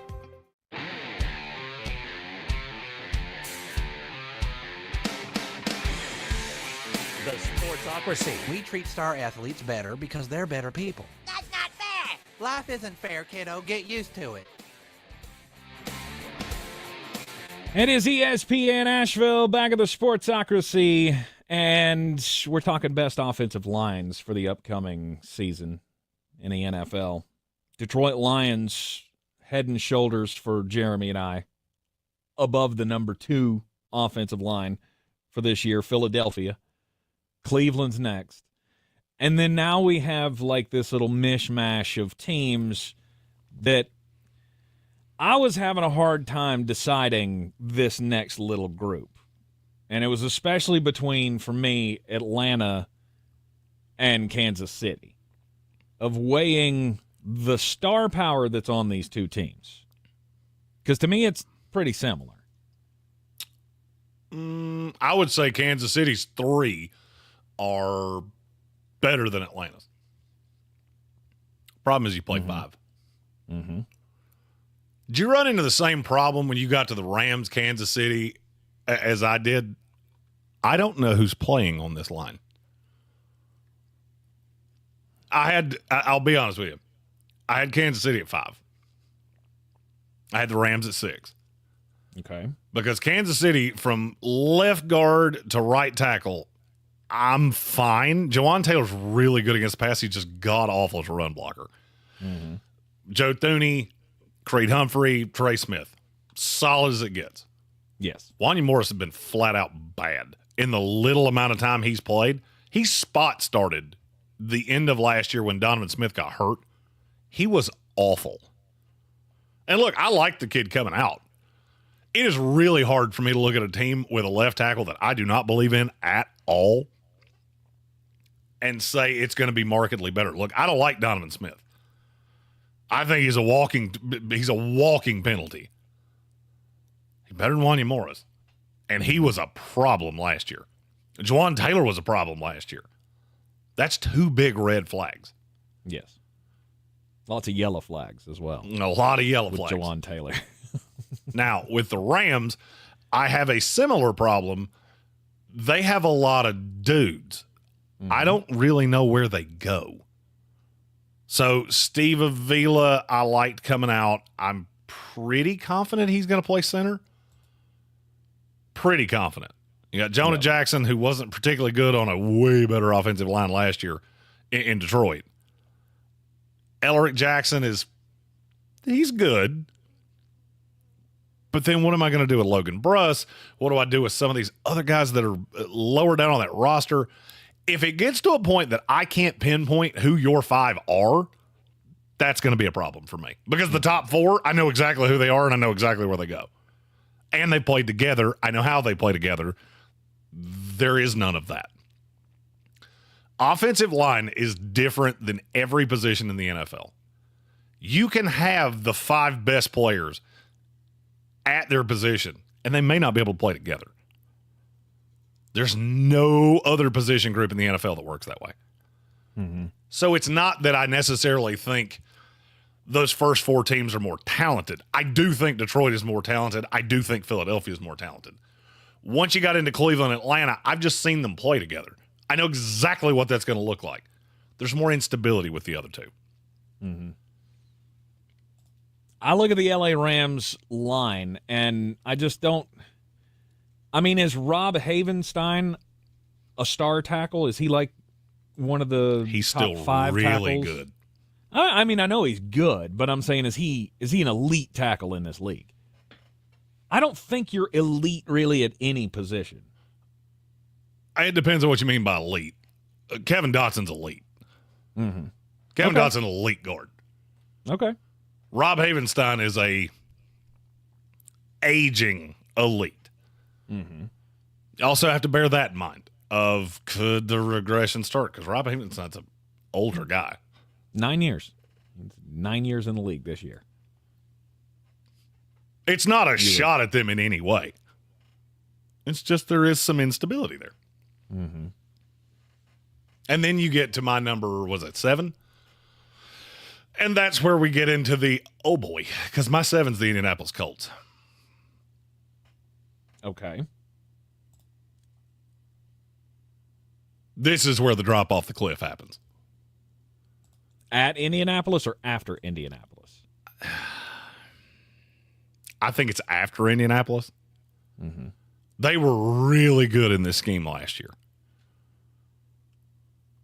I still have a little bit of uncertainty. Indianapolis feels like one of those teams to me that no matter what I say, I'm going to be wrong. Because I look at the roster 1 to 53 and I'm not overly impressed, but I wasn't overly impressed last year. But the lines are good. It all kind of ties back to your quarterback. I'm not going to diminish your offensive line because of your quarterback. But I'm almost curious if last year with Gardner Minshew, it was a little bit of fool's gold because you did have that vet quarterback back behind there, and they kind of dumbed the offense down. Not dumbed it down from a play call standpoint, dumbed it down from it was not as dynamic as what you would have seen with Anthony Richardson.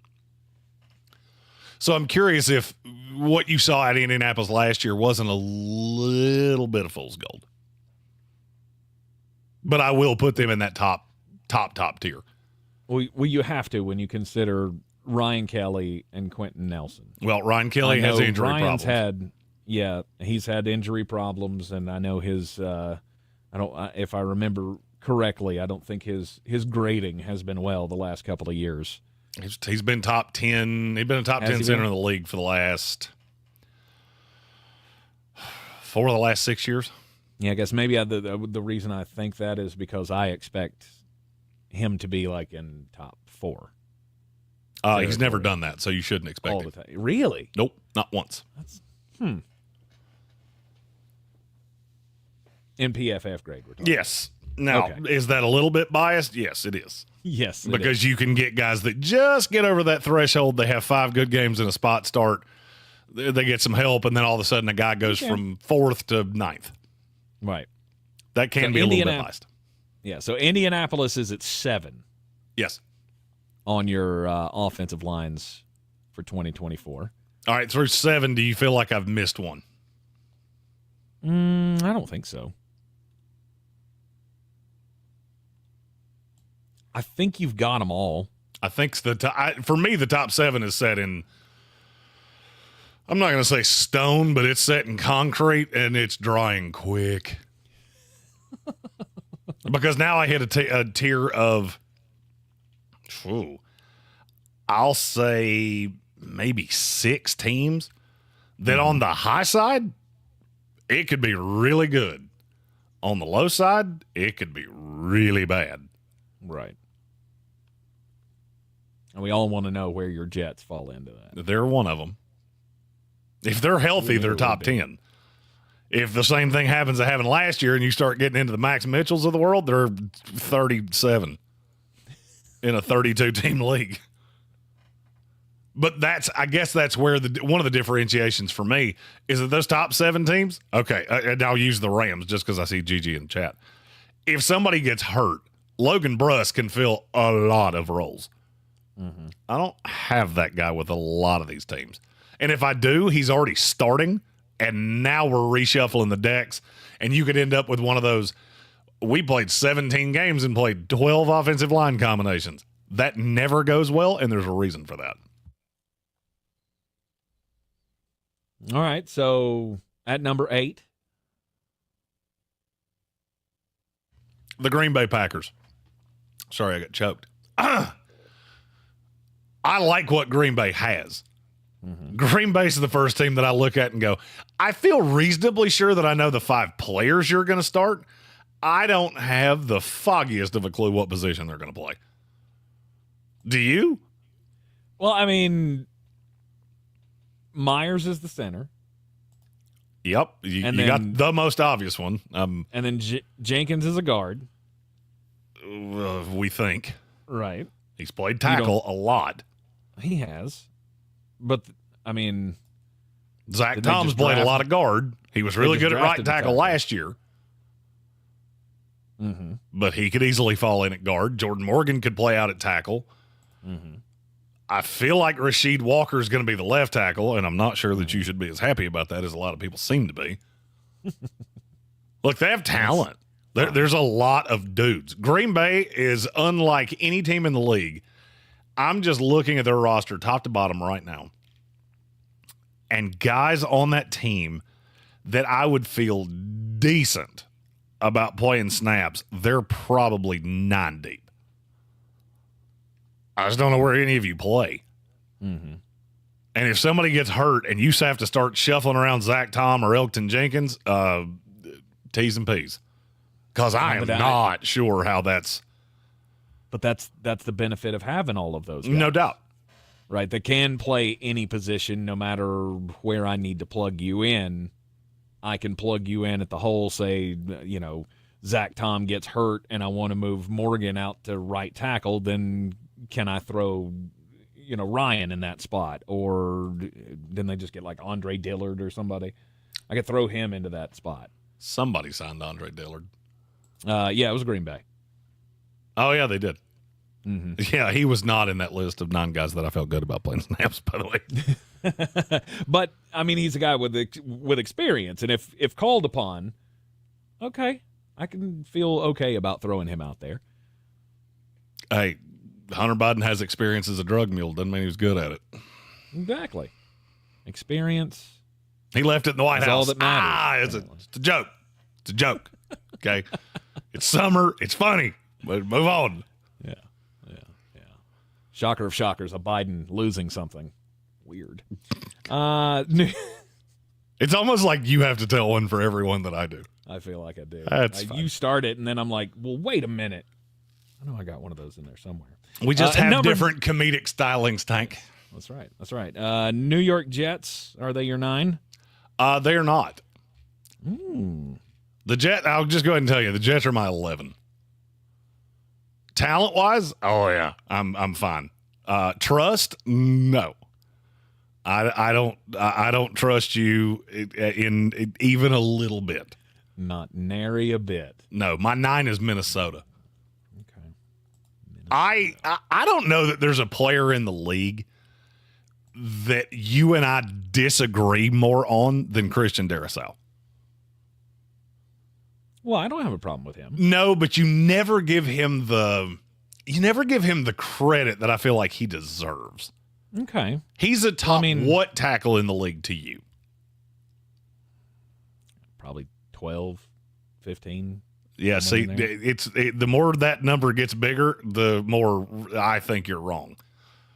I mean, it's top half of the league. If you had for me, you get past 6 and I start going, are you sure? Okay. And I think that's what I always come back to, is that the interior of the line's not great. I love Minnesota's tackles. Mm-hmm. And you've got 2 incredibly long-tenured veterans in Dalton Risner and Garrett Bradbury. They've been around here for this long for a reason. Bradbury in Minnesota, Risner in the NFL, period. Mm-hmm. And I think when you've got those 2 tackles settled like that, there's a great merit to that. All right, so Minnesota's 9. Yes. Who's at 10?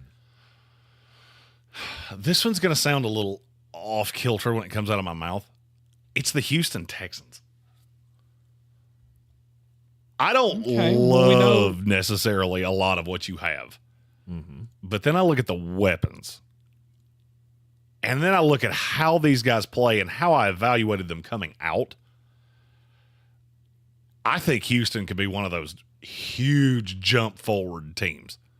Not just in terms of the standings, but in terms of positional groups. You have the talent that you need. You just need these guys to turn a corner. You need Kenyon Green to be on the field. You need Titus Howard to not be awful, which last year he was. Yes.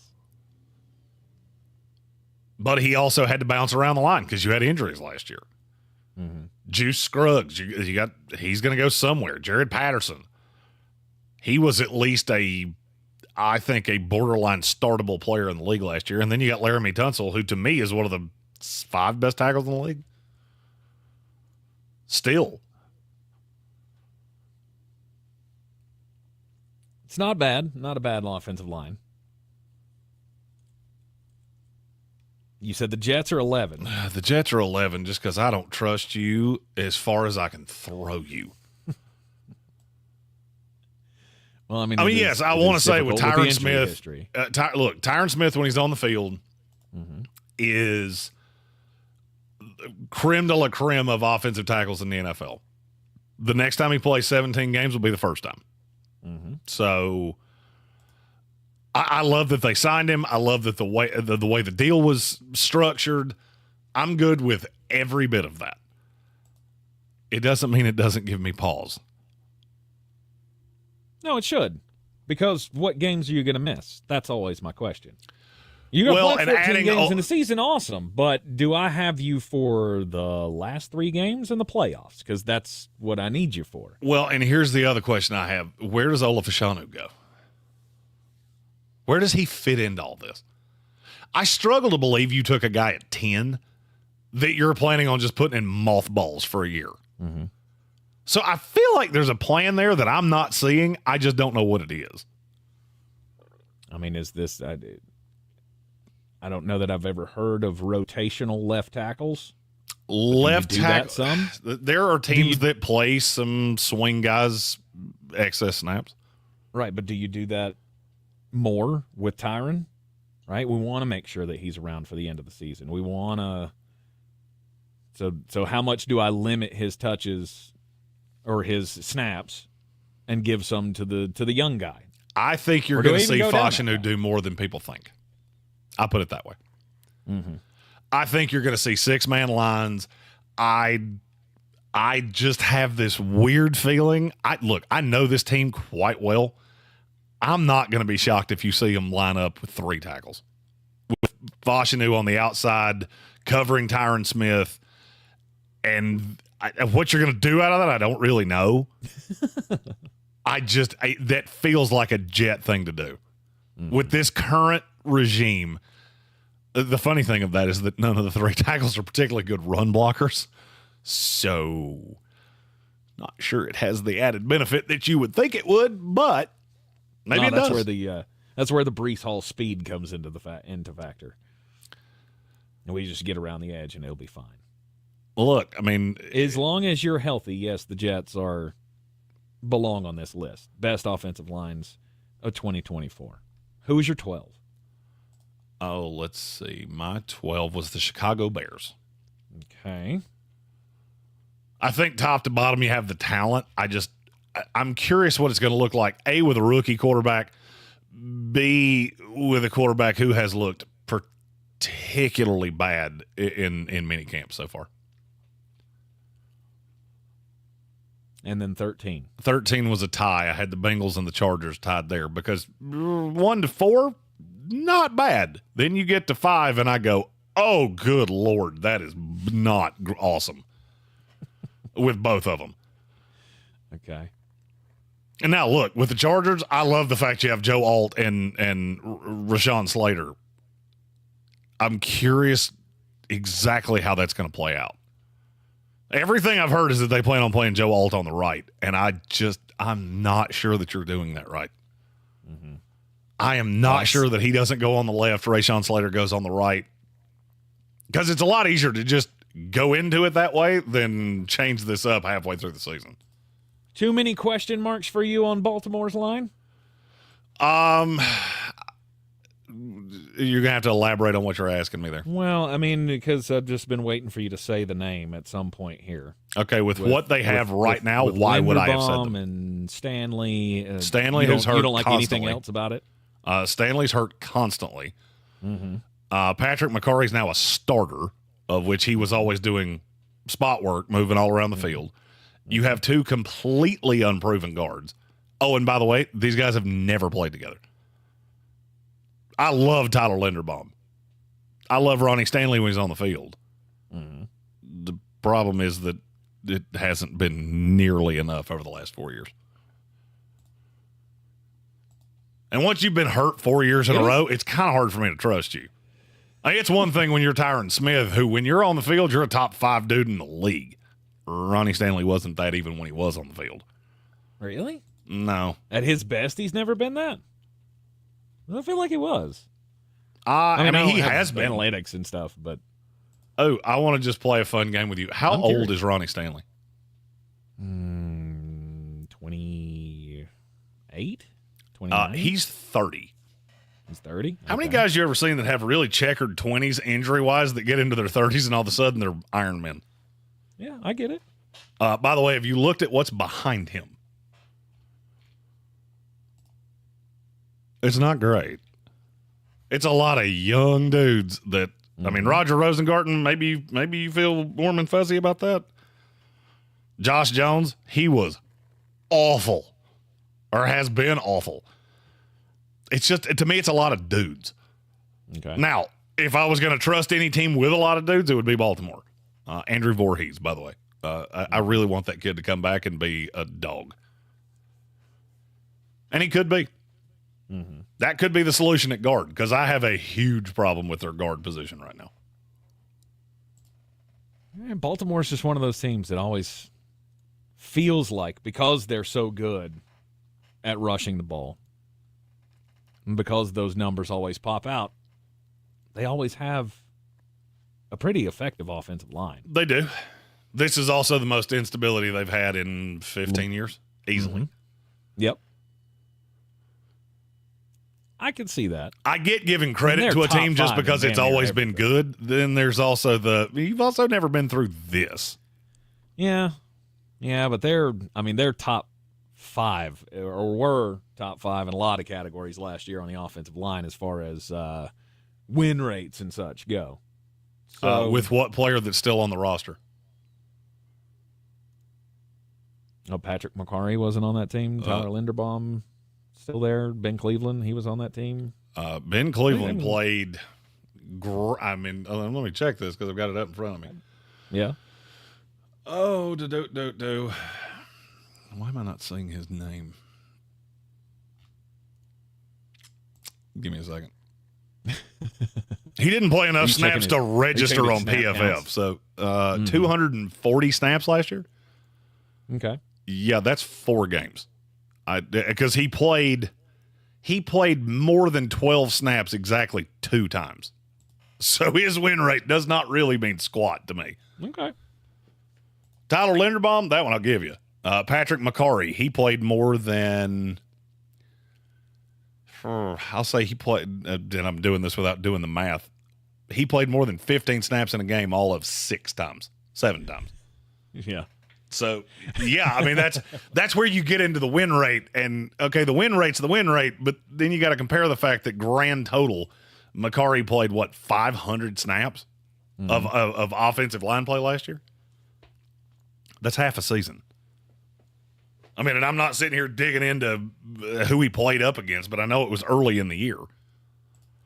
This doesn't mean that much to me. When you watched him on film, it wasn't all that great. Stephen Tow's in the comments right now going, I don't trust the line. There's a reason I've kept my mouth shut. I did like that comment. I did too. I always appreciate somebody that can look at their team and be honest about it. Yeah, absolutely.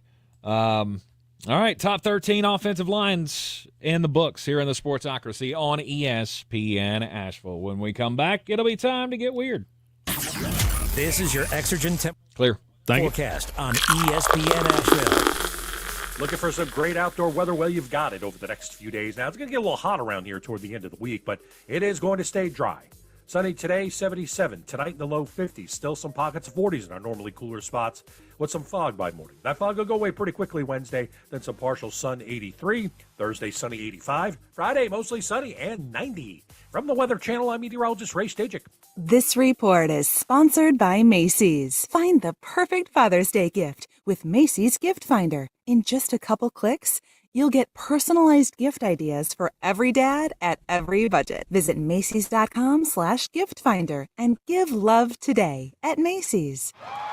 Keep listening for the next chance to win your way to our iHeartRadio Music Festival, presented by Capital One. A weekend full of superstar performances this September. Streaming live only on Hulu. Tickets go on sale June 14th. But starting tomorrow at 1 p.m. Eastern, Capital One cardholders get first access to tickets for 48 hours only or while pre-sale tickets last. Visit iHeartRadio.com/Capital One for more pre-sale details. What's in your wallet? Make this month more special with free This Week entertainment picks from Xfinity. Celebrate Pride Month with premium LGBTQ+ networks like Reverie, Deku, and Out TV. For Black Music Month, watch concert performances by legendary artists of the past on Quest TV. Or revel in the hip-hop culture of today with Revolt. And no matter the occasion, iHeartRadio's Hip Hop Beats playlist has the soundtrack to all your good times. Xfinity has free entertainment for any celebration. Say free this week into your Xfinity voice remote. Join the MB Haynes family and enjoy excellent benefits, including medical, dental, and life insurance, 401k, employee stock ownership program, holidays, and paid vacation. MB Haynes has an immediate need for HVAC commercial service techs, plumbing, and electrical technicians. If you're ready to make a career change that positively impacts your workday and your time off, go to mbhaynes.com/careers to view available positions and apply. That's mbhaynes.com/careers. MB Haynes. Quality, commitment, character. This summer, Dale's Pale Ale salutes freedom. Freedom in fabric, or the fabric of freedom. Denim Dale's available for a limited time in the blue jean box. Dale's salutes everyone who works hard, plays hard, and relaxes hard. Life's more than about what you pack in your denim. Though we're packing beer, so we win. Seize the Dales. Unwind in style with a cool breeze up the jorts. Just look for the beer in the blue jean box. If you're looking to buy, sell, or invest in real estate in the mountains, you need to call the agents at Clarissa Sells WNC, brokered by eXp Realty. Check us out online at clarissasellswnc.com. And did I mention that Clarissa Sells WNC loves teachers? We love teachers so much, we're giving back. Hey, what's the new guy's name? For more information, contact us today at 828-77. Don't know. Don't remember. Or not a clue. I've met him 4 times, and I have no idea what his name is. Whether we're It's like, hey, you, how you day, guy? the Fan Fest to semi-pro soccer, or taking you out to the ball game at your minor league park, it's all in the bag. Ingles, low prices, love the savings. On the weird scale, there's Vegas, there's Florida, and there's Asheville. Let's get weird, Asheville. It is the ESPN Asheville, the Sportsocracy, live here in the Ingles studio, or at least I am. Mullet still remote there at Mullet Manor. I love that you called it the ESPN Radio, The like ESPN, yes. we're Ohio State. We have to put Right. the in front of it. We do. Yeah, The you know what I learned in the ESPN break? Asheville. What's that? The ESPN Radio host's elevator is broken, which means I'll die up here. Oh. Yeah, I'm not walking down the stairs. It's not Just happening. done. Nope. Just okay. We root for no fire, or she'll go down with his ship. I've guaranteed. You too good to take the stairs? It's not that I'm too good to take the stairs. It's that I'm too out of shape to take the stairs. There's a big dadgum difference, Tank. Yes. I don't shower, just end up sweaty before I get in my car. All right, that's not happening. Interesting you brought that subject up, because when you do shower, I'm going to get personal here for a second because I have to know. Do you wash your feet in the shower? Of course I do. Okay. I'm not one of those lunatics that thinks that gravity takes it, if that's where you're headed with this. That is my question, because I'm disturbed by this article. Apparently, it popped over the weekend. I did not see it until it was brought to my attention today that Jason Kelce is a madman because he says he does not wash his feet in the shower. And that is disturbing to me, thinking that there are people out there who think that that's okay not to wash your feet when you're in the shower. Wash your stinky feet, people. It's not that hard. Well, I mean, I can't tell you it's not that hard. I mean, some of us are really, really tall, and it's a long way all the way to the ground. You gotta be washing them feet. There. What kind of a madman thinks, it just washes off? We'll be good. Well, look, I get the premise. I just don't agree with it.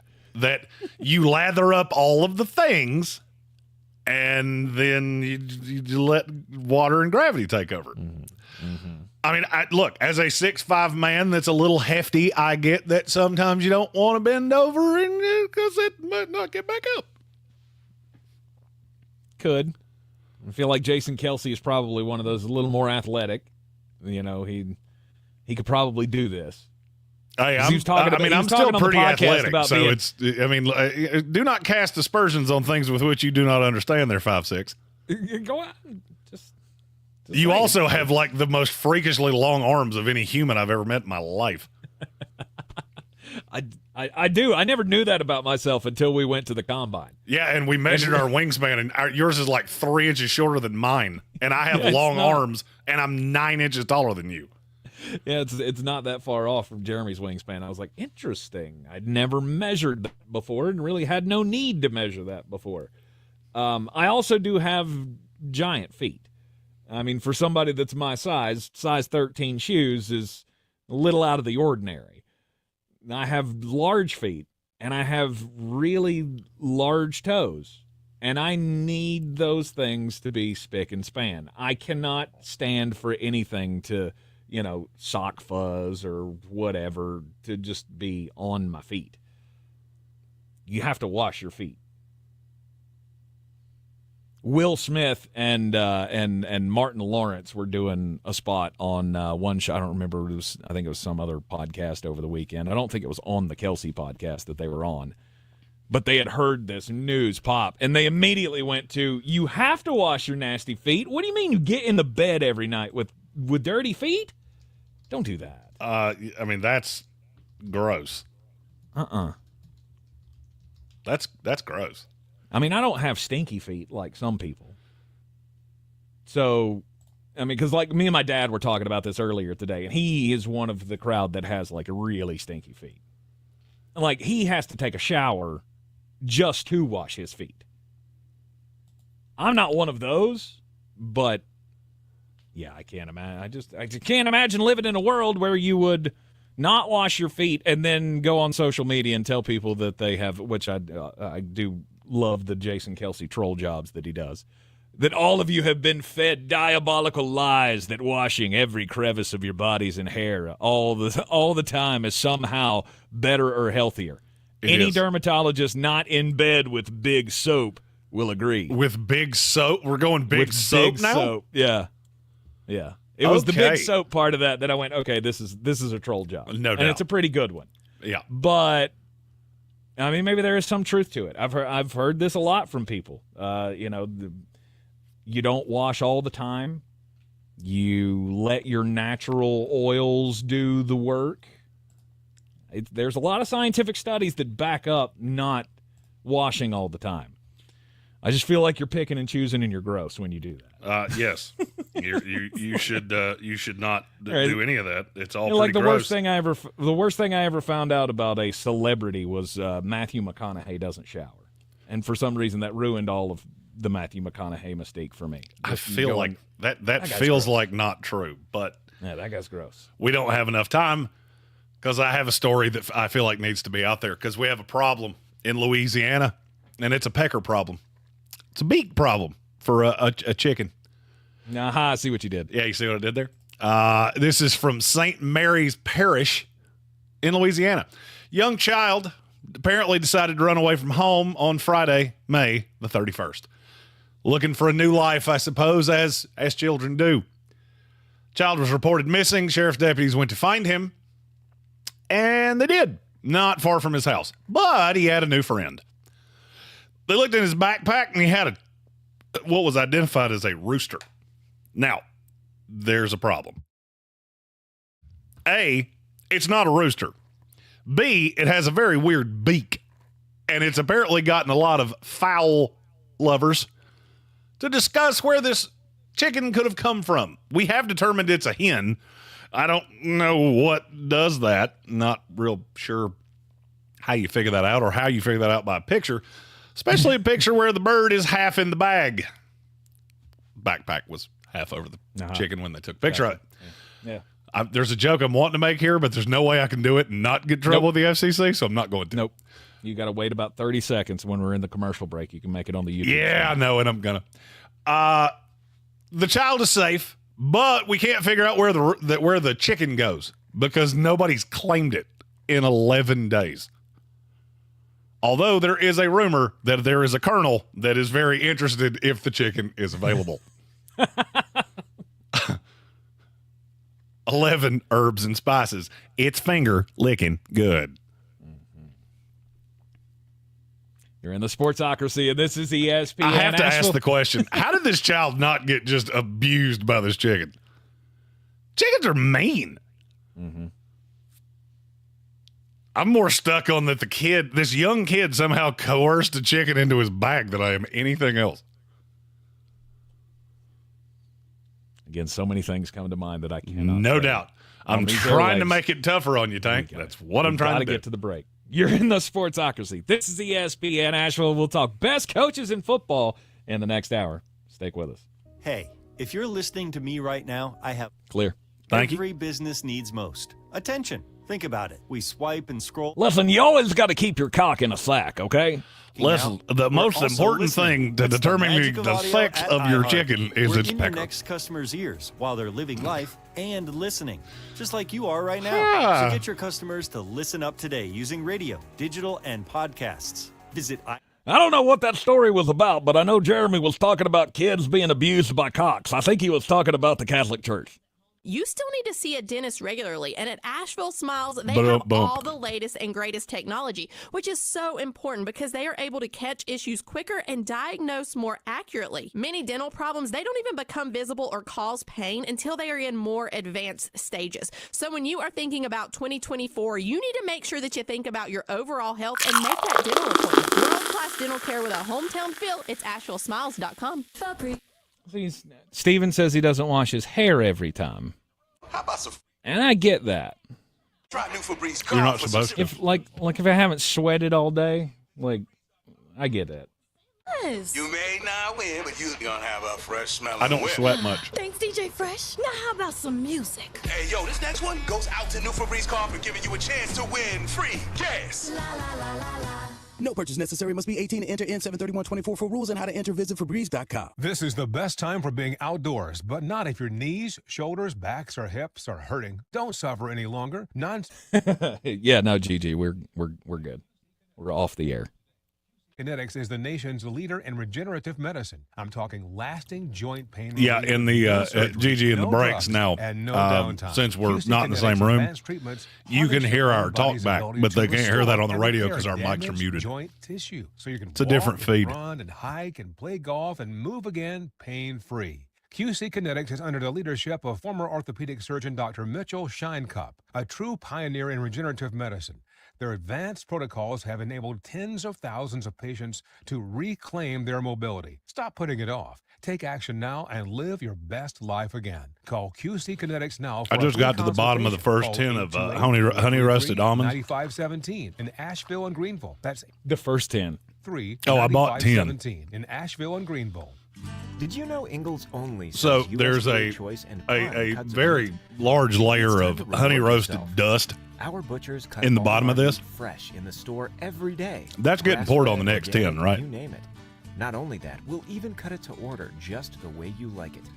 And we grind meat fresh in most definitely a day. I mean, I'm doing it wrong if I don't do it, That's right? The best meat. Correct.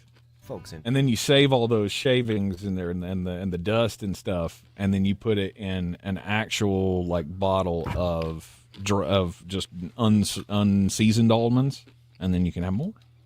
Or celebrating nonprofits. I cut it up with a razor on a broken mirror and imitate Hunter Biden. You just snort it. That we serve. There are so many. He's such a good boy. You should have known a that was helpful coming. hand to a soft voice or a warm heart to embrace their neighbors. There's somebody listening on the radio right now that's like, I hate y'all so much. Experience the Parks Promise today at Parks Fort. Hunter's a good boy. Yep, guess you shouldn't have enjoyed the other one so much because I'm enjoying this one quite a bit. ESPN Asheville. Looking for some great outdoor weather? Well, you've got it over the next few days. Now, it's going to get a little hot around here toward the end of the week, but it is going to stay dry. Sunny today, 77. Tonight in the low 50s. Still some pockets of 40s in our normally cooler spots with some fog by morning. That fog will go away pretty quickly Wednesday, then some partial sun, 83. Thursday, sunny, 85. Friday, mostly sunny and 90. From the Weather Channel, I'm meteorologist Ray Stajic. This report is sponsored by Macy's. Find the perfect Father's Day gift with Macy's Gift Finder. In just a couple clicks, you'll get personalized gift ideas for every dad at every budget. Visit Macy's.com/gift finder and give love today at Macy's. Our state's future. All right, starting pro or college? The North Carolina Education Lottery has contributed Don't care over whichever one you $10 want to. billion Just tell me which one it is so I can be. through scholarships, school construction, support staff, and We'll start college. dollars move 10 our for- state forward, helping students become the best versions of themselves. Visit movingncstudentsforward.com and share how your student or school community has benefited for a chance to earn $2,000 for your story. Must be 18 to play. Problem gambling helpline 877-718-5543. Hi, we're Comparion Insurance Agency. Right now you're thinking, Comparion, never heard of them. We know. We also know that you have no idea that Comparion Insurance agents are local and provide expert advice. So to help it stick, we're going to say local agent 4 times in the next 15 seconds. Ready? Go. Our local agents know you and your community. Our local agents offer insurance from top carriers. Our local agents have minty fresh breath. Find us at ComparionInsurance.com. Comparion Insurance Agency. Local agents, expert advice. And there's number 4. ESPN Asheville is WPEK W225CJ Fairview, WMFX Waynesville, an iHeart radio station, the exclusive audio home of NBC's coverage of the 2024 Paris Olympics.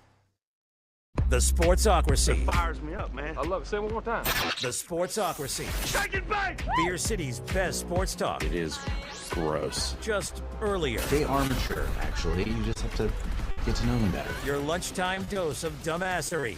Live from the Ingalls studio.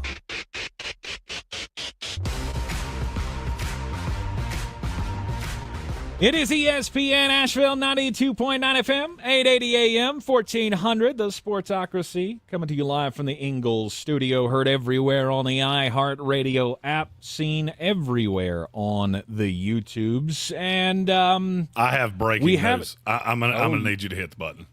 Oh, yes, let's go. Who's gonna break the news? Who's gonna break the news? Who's gonna break the news? Who's gonna break the news? If you've been watching us on YouTube, you know that Jeremy has been on Nut Travels with the Blue Diamond Almonds. I just learned that there is a very thick layer of the dust at the bottom. It's getting ready to go on the next can, and then I'm just going to keep doing that until I have nothing but honey roasted happiness, and I may snort that because it tastes like I don't know what it's made of.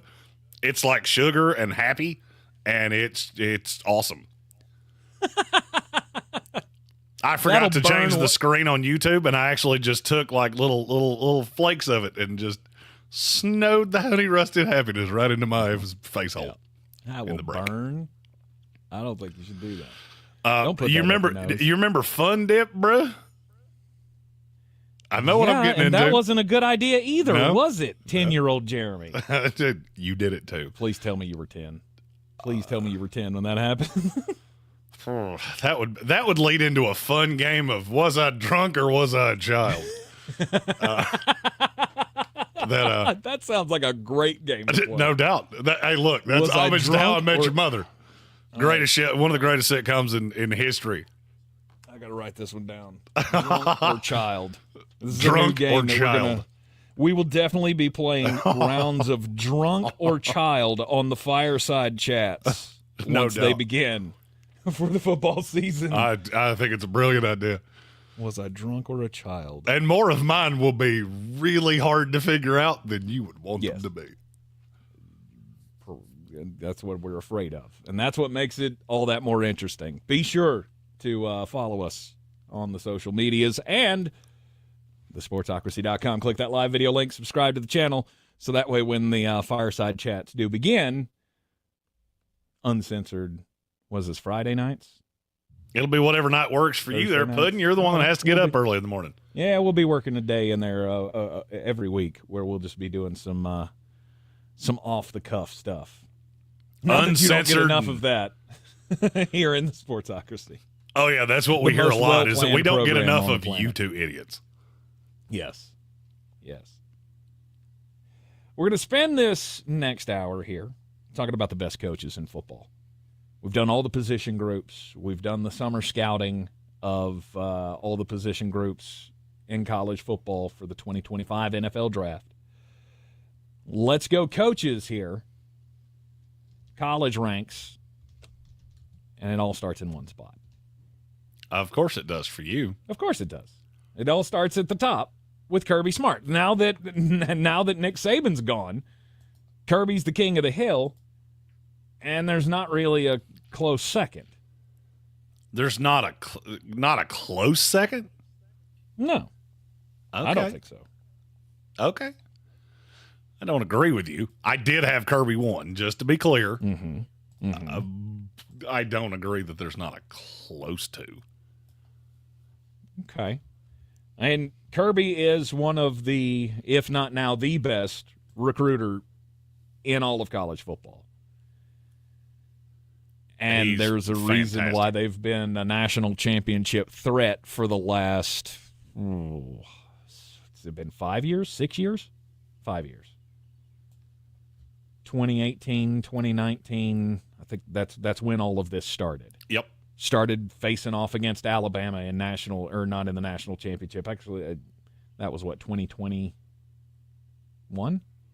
Yes. I'm trying to think back. Like, the losses, the heartbreaking losses to Alabama began, I think, in 2017, 2018. And now that there's no Nick, the heir apparent has risen to the top. Back-to-back national champion. Didn't make it last year, losing to Nick again. And now with Nick out of the way, it's pretty much assumed that Georgia's going to be right back at the top of the SEC. And they are the favorite to win the national championship. So when you did your list, did you take this as pie in the sky? I can hire any coach to lead my program. What order would I do it in? Because that was my thought process. But I could do that. I can shuffle on the fly here. But Kirby would still be my one. But you said there was nobody close, and I feel like there's a guy. And when I say it, you're going to tell me I'm out of my mind, but I'm not. Okay, it's Brian Kelly.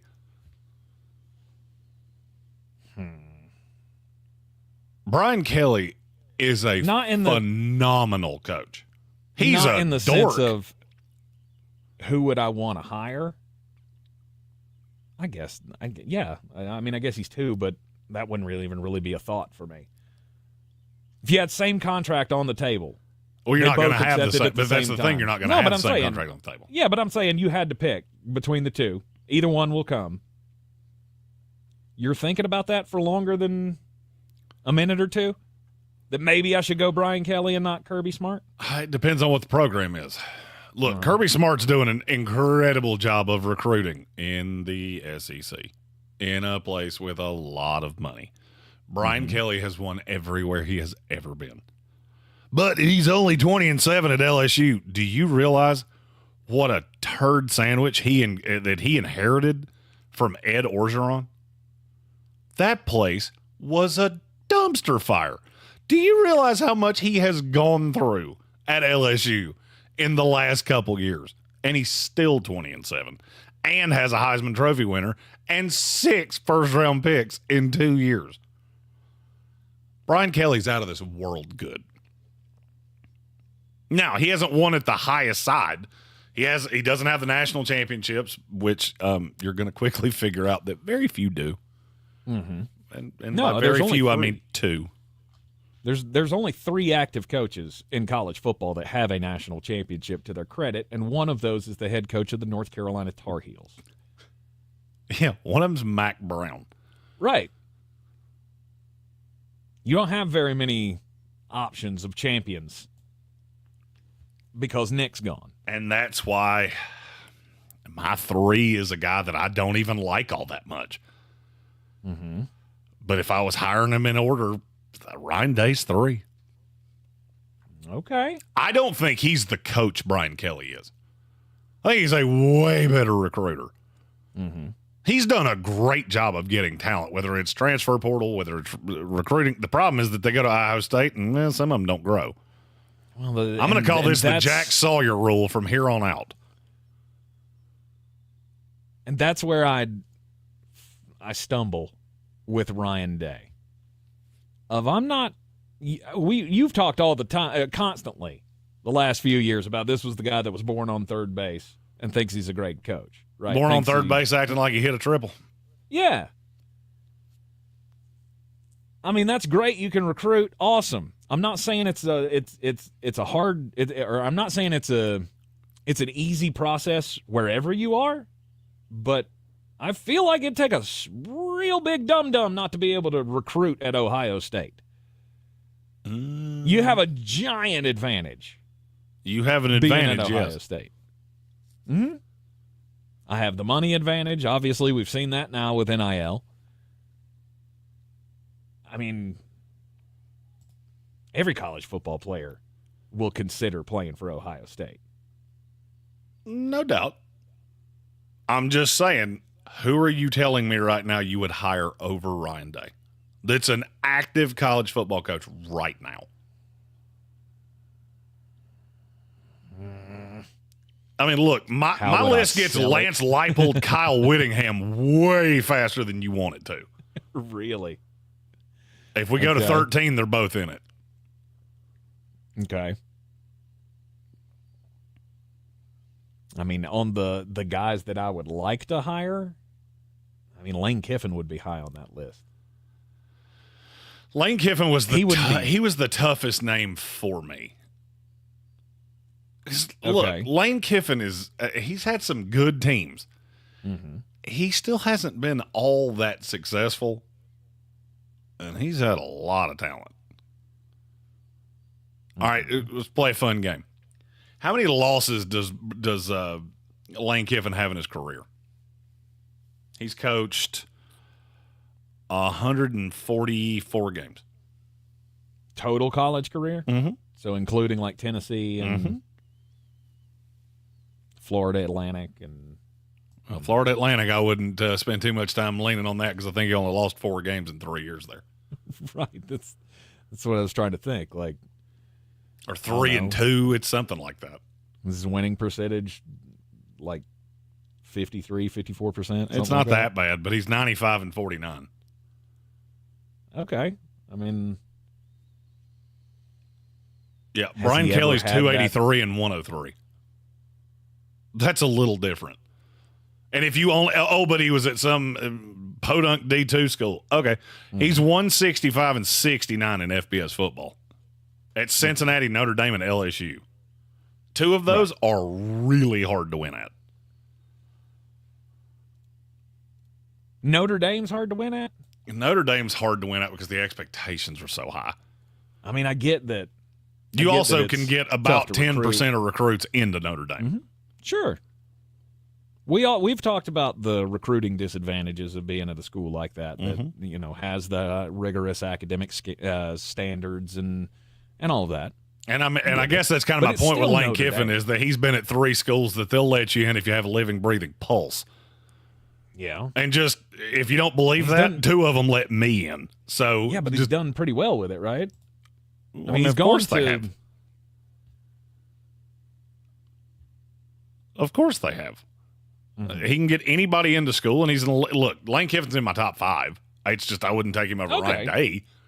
Okay. I mean, Ryan Day's 56-8 at Ohio State Which every time I say that, I laugh because 4 of those losses are in the playoff. But here's where I come with Ryan Day. Do I feel like if he took over a program like an Ole Miss, would he have them at national prominence? I feel like he would now. We're about to the point where Lane Kiffin and Ole Miss will be in the national discussion this year. Oh, no doubt. Hey, look, you and I talked about their schedule yesterday. They're going to go 11-1 because they show up and put their helmets on. Right, and it's all going to come down to how impressive were the wins, who were the wins against, right? Would Ryan Day be able to take over a program, and in 5-6 years, how long has Lane been at Ole Miss? Lane has been at Ole Miss for 4 years. 4 years. I don't think he walked into a great situation there, did he? He didn't have a lot of advantages, I guess is what I'm saying. Well, I mean, look, Ole Miss recruited well with Hugh Freeze, so let's not act like he walked into Akron and made them nationally relevant, okay? And I'm really not trying to diminish Lane Kiffin. I'm just the same thing I say about Ryan Day, I could say the same thing about Lane Kiffin if I really wanted to. Because he got the Tennessee job real early. Mm-hmm. Then he got gifted the USC job after the debacle that was the Raiders. Well, he had the Raider job, then he went to Tennessee. He was there for a year, and then he went to USC. USC was a train wreck. Yep. Then he rehabbed himself at FAU. I mean, look, he took over for Matt Luke, who took over for Hugh Freeze. The Matt Luke era was not great. Lane Kiffin's won 10 games 2 out of 4 years. And one of them, they only played 10 games. And they had, I mean, you're not wrong. I'm sounding this out. You're not wrong. He had some disadvantages at Ole Miss, for sure. Yeah. I just look at him, and I think he's a proven program builder. Ryan Day is not that. He may be a great coach that can do great things with a lot of talent. But you've been a disappointment.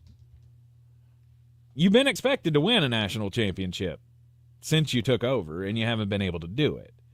Now you're not even winning your conference. Now, hopefully that all reverts now, because with the most talented team in history, and, Michigan, the reigning champion for the past 2 years, is now a shell of its former self. Well, I mean, and I guess maybe here's where maybe I'm a little biased. Urban Meyer was at Ohio State for 6 years. Mm-hmm. How many games did he lose in 6 years? 7. 8. 8. Ryan Day's been at Ohio State for 6 years. How many games did he lose in 6 years? Mm-hmm. It's 8. Mm-hmm. So it's kind of hard for me to say he's been a disappointment when he's done the same thing Urban Meyer did, who there are a good number of people would say he's the second best college football coach of the last 25 years. Still one big difference, though. One of them won a national title, one of them didn't. Yeah. One of them also had Michigan, who was a perennial doormat. The other one didn't. Mm-hmm. Sure. The only thing that's been in Ohio State's way has been themselves and Michigan. One of those two things Urban Meyer didn't have. And he wasn't kicking the kicker at Ohio State. Mm-hmm. Now, he might have been doing weird stuff with co-eds, but we don't know about that, so I can't comment on it. He spent 15 minutes in Jacksonville and all of a sudden turned into a jort-loving, mullet-wearing reprehensible, and struggle to believe you didn't do that when you were in college, but maybe I'm wrong. It is ESPN Asheville. We'll take a break. We'll continue the discussion. Best NCAA coaches. Who would you hire right now? Who's on your short list of top hires if you could have anybody in the game? More coming up next on ESPN Asheville. In this week's Marketers Report, we hear about the importance of Interclear. Thank you. We got a super chat when we come back for Haynes. iHeart has such a broad. Okay, I had not seen that. It's local, and for us, Thank you, Bo. customers with a local feel but at a national scale is so efficient You the man, and Bo. important for us. As the #1 audio company, iHeartMedia gives marketers access to the audiences, trusted influencers, and data you need to grow. If you're a marketer, go to iHeartResults.com. Hi, we're Comparion Insurance Agency. Right now you're thinking, Comparion? Never heard of them. We know. We also know that you have no idea that comparing insurance agents are local and provide expert advice. So to help it stick, we're going to say local agent 4 times in the next 15 seconds. Ready? Go. Our local agents know you and your community. Our local agents offer insurance from top carriers. Our local agents have minty fresh breath. We have breaking news when we come back to ComparianInsurance.com. Comparion Insurance Agency. I saw it. It's expert advice. we have to do it. Madam. Absolutely. All right, we'll just do college coaches today, and we'll do NFL coaches tomorrow. I'm going to be a swim teacher. Fair enough. A swim teacher who also does roofing. No, the roof of your RV. And then Thursday we're off. For Correct. breaks. I'm a swim teaching roofer who... And then we got another one next Wednesday. Roof Protection Plus, and be prepared Correct. for the unexpected. Progressive Casualty Insurance Company and affiliates. Roof And if he Protection wants to Plus put on available that for RV Carolina licenses, baseball game, $250 then we'll deductible be off Friday as well. With WW... Well, we'll see. Get the latest traffic updates anywhere you've got a smart Hey, speaker. you ask permission way more often than I do. News Radio 570 WWNC. I really don't know if we even have access to that. I mean, I know we could get it, but I don't know if that's like wired in or, if it's something that we're going to have to go out of the way to create, then it won't be done. Buy, sell, or invest in real estate in the mountains, you need to call the agents at Clarissa Sells WNC, brokered by eXp Realty. Check us out online at clarissasellswnc.com. Download our free app on Google Play or the App Store. Then he's also in the conundrum of, do I do it for Carolina and not for state? Homes. And then how do I contact us today? How do I convince my conservative listeners that it's going to be a good idea for me to play a game on Monday afternoon during our premier program? Look around the car right now. Is that very godly? Look for NC State baseball. WNC Auto Deep. A lot of everything you just said is a whole mess of it's coming off the not showroom my floor. You don't believe me? Oh yeah, area. I'm just talking it through. WNC Auto Detailing does full interior and exterior details with paint correction, and they do wax and ceramic coatings. Call WNC Auto I'm Detailing. thinking from a sports side. 3700. Premium care with a Southern right. touch. Do better, be better every day. That's the Parks Promise. This is JW with Parks Ford Hendersonville, and we are excited to kick off the Parks Promise Community Hero Program. This year, we'll be celebrating nonprofits throughout Western North Carolina that live out our core value to do better and be better for the communities that we serve. There are so many organizations doing amazing things, from being a helpful hand to a soft voice or a warm heart to embrace their neighbors. We can't wait to introduce you to our 2024 Parks Promise Community Heroes. Experience the Parks Promise today at parksfordhendersonville.com. Who's gonna break the news? Who's gonna break the news? Who's gonna break the news? Who's gonna break the news? We're back at the Sportsocracy on ESPN Asheville. Breaking news. One of our national traditions is taking a hit this summer. Joey Chestnut is out of the 2024 Nathan's Hot Dog Eating Contest because he's vegan now? What? When did this happen? Well, wait, he's vegan? I didn't know that part. So, apparently, Joey Chestnut has now signed a deal with Impossible Foods to put out their vegan Frankfurter product, their fake hot dog. And because of this, the all-beef Nathan's brand will not be allowing him to participate. So what you're telling me... Because it's a direct competitor to Nathan's. So what you're telling me is that Nathan's has barred a guy because they went vegan? I mean, yeah. I mean, if I'm writing the headline here, 10 words or less, Nathan's doesn't like vegans. I know what's for dinner tonight, Nathan's. I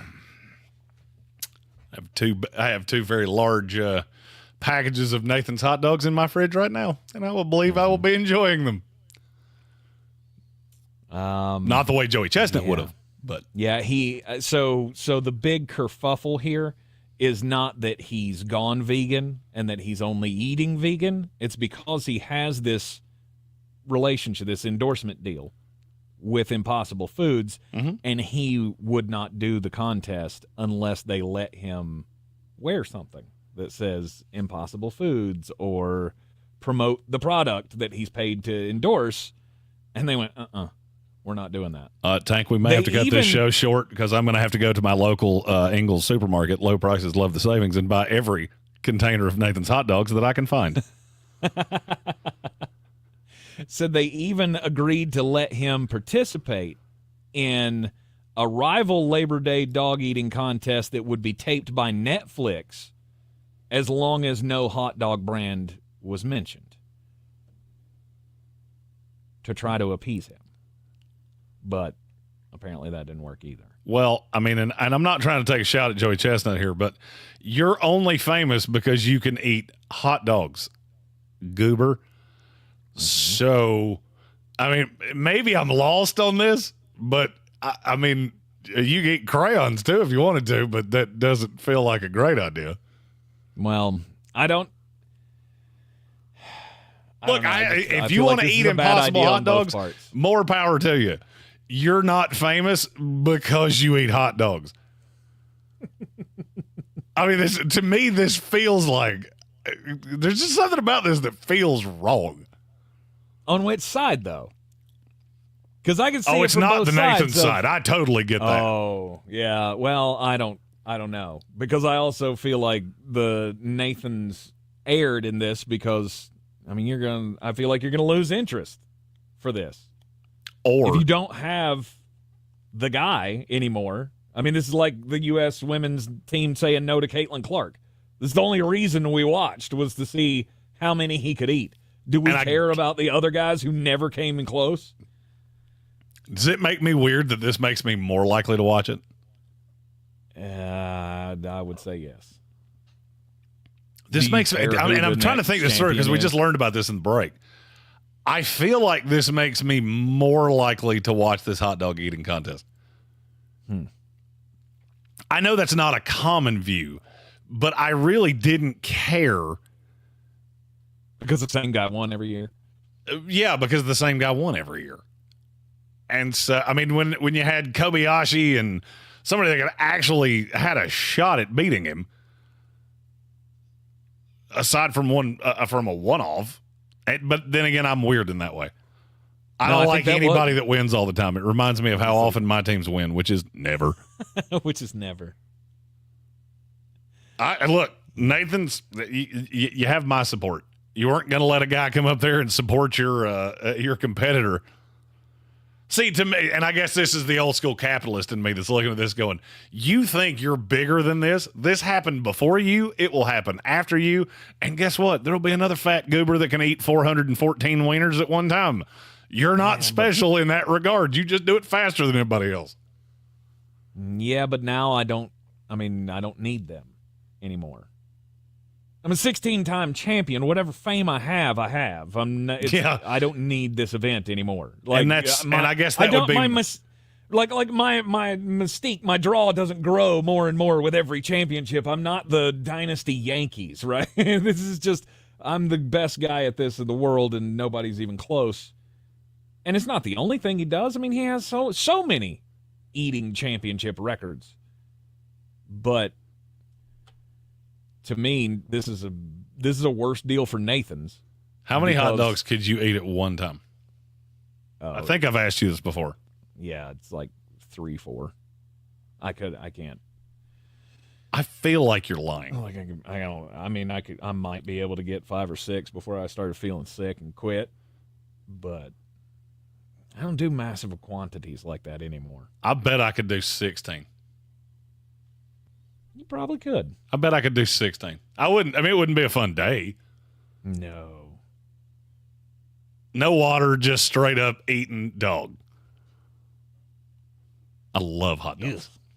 Yeah, I don't love them that much. God, I do. I don't know that I love anything that much to eat it competitively. I have the palate of a 6-year-old, and I'm fine with that. I like sandwiches. I like hot dogs. I like pizza.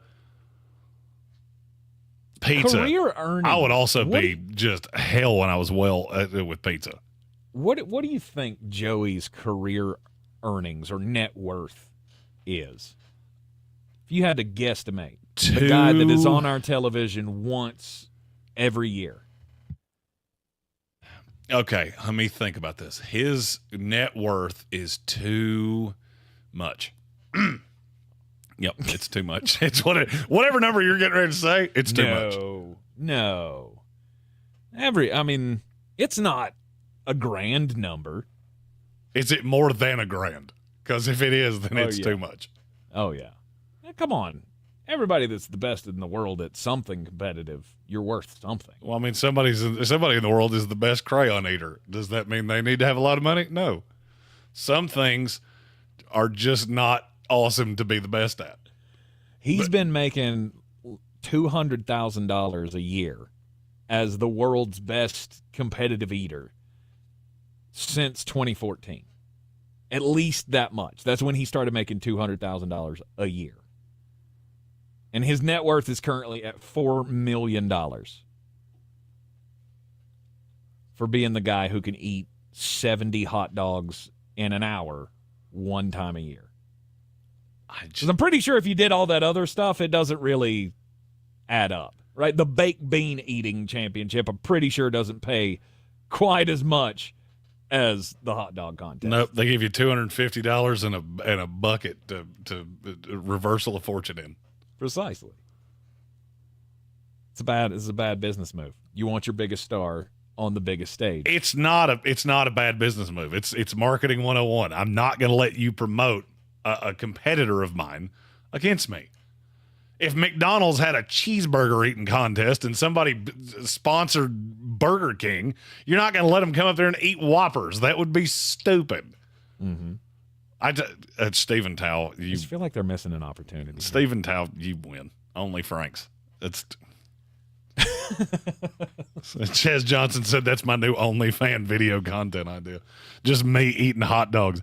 Look, I'm going to be honest with you. We've been in this business for long enough. There are weird people that have asked us to do some weird stuff. And by the way, if you have an OnlyFans page and the name of it is Only Frank's, they ain't coming there to see people eat hot dogs. Well, they kind of are. Yeah, you're in the Sportsocracy. This is ESPN Asheville, 92.9 FM, 880 AM, and 1400. This is your Exergen temporal scanner. What? Clear. On ESPN You Asheville. ran away from that like it was on fire. Like, I can't let him get another word in. Nope, can't let him have it. He has to not speak Today, words. 77. Tonight in the low 50s. Still some pockets of 40s in our normally cooler spots with some fog by morning. That fog will go away pretty quickly Wednesday. Then some partial sun, 83. Thursday, sunny, 85. Friday, mostly sunny and 90. From the Weather Channel, I'm meteorologist Ray Stajic. This report is sponsored by Discover. As humans, we like having options. One option you might like is speaking with a real person when you call about your credit card. With 24/7 live U.S.-based customer service from Discover, everyone can talk to a real person anytime, I have day a or fly night. in my Limitations office, apply. so See if terms at you hear a lot of breaking, discover.com/credit card. it's going to be me trying to Keep kill this listening thing. for the next chance to win your way to our... Well, everybody in the chat's going to have fun watching you try to swat it out of the air. A weekend I just full tried of to swat it off superstar my face before I performances realized I this was on September. camera. Streaming live. Tickets go on sale. I see it now. Good for you. Yeah. At 1 p.m. Eastern, Capital One Go, cardholders you get little first bastard. access to tickets and other exclusive offers for 48 hours only or while pre-sale tickets last. Visit iHeartRadio.com/Capital One for more pre-sale details. What's in your wallet? Houston, permission to detach boosters. Negative, Commander. Our operation sensors show something massive on board. Did you bring additional items? Only the new loaded scratch-offs. Those are loaded with 50, 100, 500, and $2,000 prizes. You're on a trajectory towards Oh, I guess I need a Mars. crime story, don't Nice. I? First person on Mars. Take that, billionaires. New loaded scratch-offs from the North Carolina Education Lottery. Massive amounts of prizes. Must be 18 to play. Approximate overall odds of winning range from 1 in 3.8 to 4.88. Problem gambling helpline 877-718-5543. Make this month more special with free This Week entertainment picks from Xfinity. Celebrate Pride Month with premium LGBTQ+ networks like Reverie, Deku, and Out TV. For Black Music Month, watch concert performances by legendary artists of the past on Quest TV. Or revel in the hip-hop culture of today with Revolt. And no matter the occasion, iHeartRadio's Hip Hop Beats playlist has the soundtrack to all your good times. Xfinity has free entertainment for any celebration. Say free this week into your Xfinity voice remote. At Ingles, we're proud to work with hundreds of local farms and businesses in the communities we call home. Quality, freshness, community, it's all in the bag. Ingles, low prices, love the savings.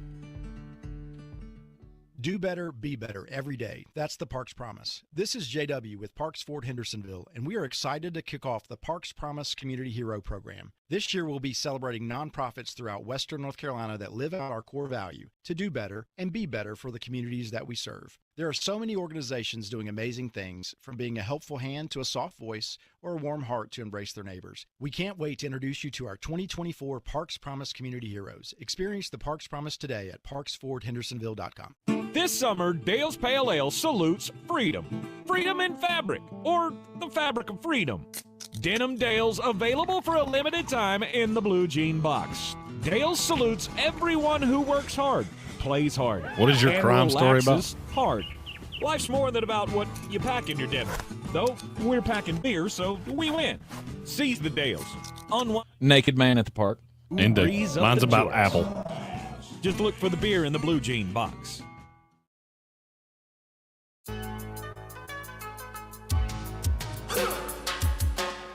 It is the Sportsocracy here in the Ingles studio on ESPN Asheville. It's time for the most important message of the day, Jeremy Greene. Don't do crimes!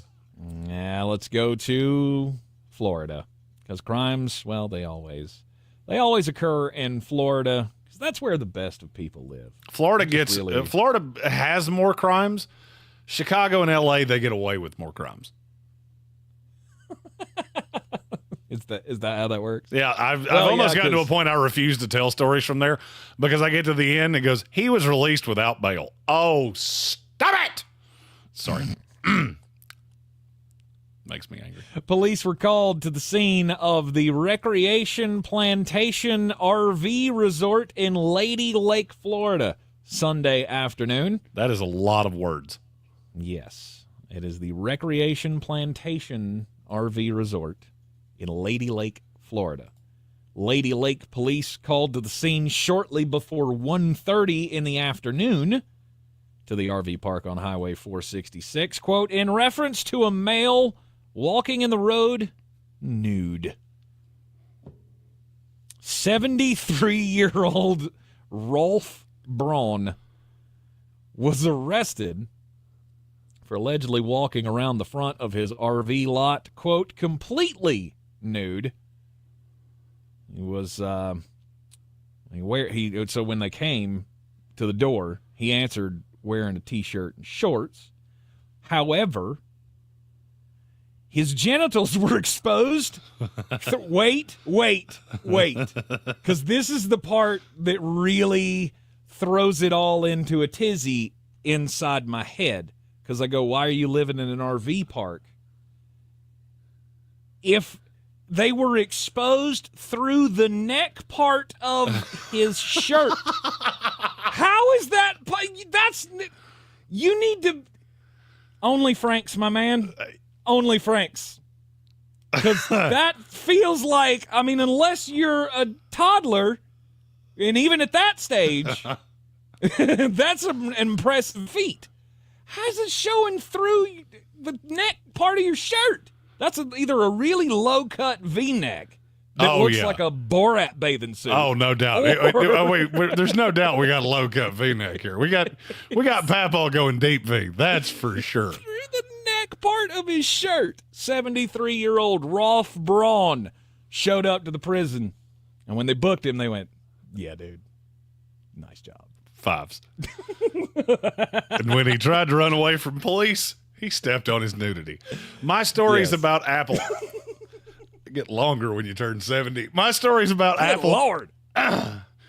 New iPhone has the features are out, And there are two different sets of people that are very upset about it. One is Elon Musk, who has said if Apple proceeds with their plan to have ChatGPT integrated into their software, his employees will not be allowed to take them into his buildings. That he will force his employees to put their phones into a box and they won't be able to take it in the building. They'll pick it up on their way home.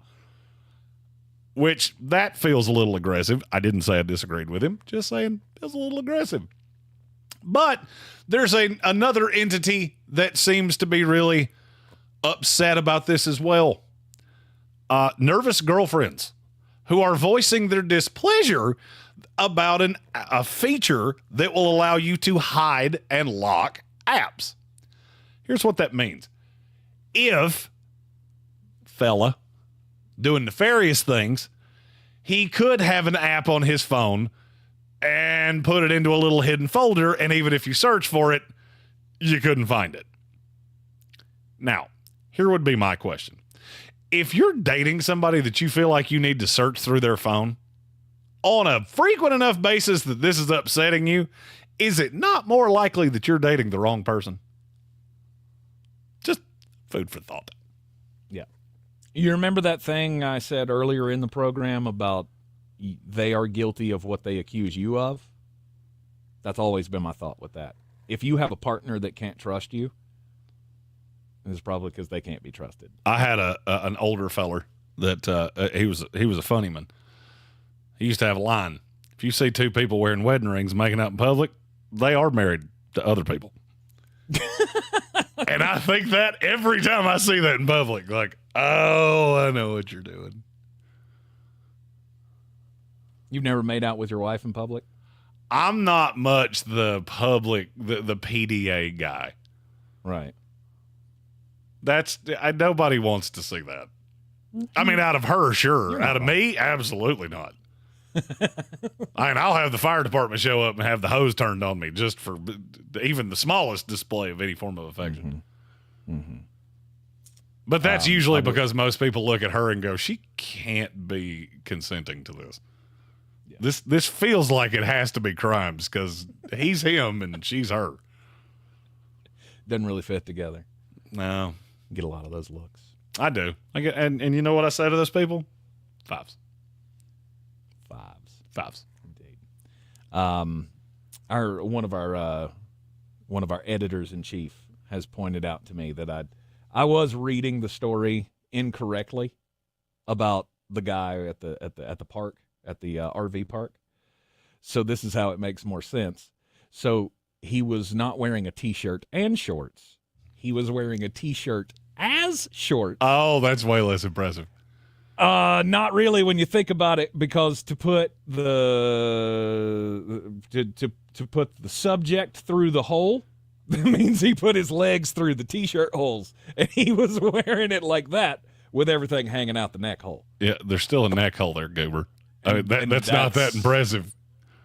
No, I'm not saying it's impressive. I'm saying that makes it more hilarious knowing that that's how he answered the door with the cops there. And they're going, wait a minute, you're not wearing pants, but what is that? Oh, you got them edible eating bridges at Walmart, didn't you?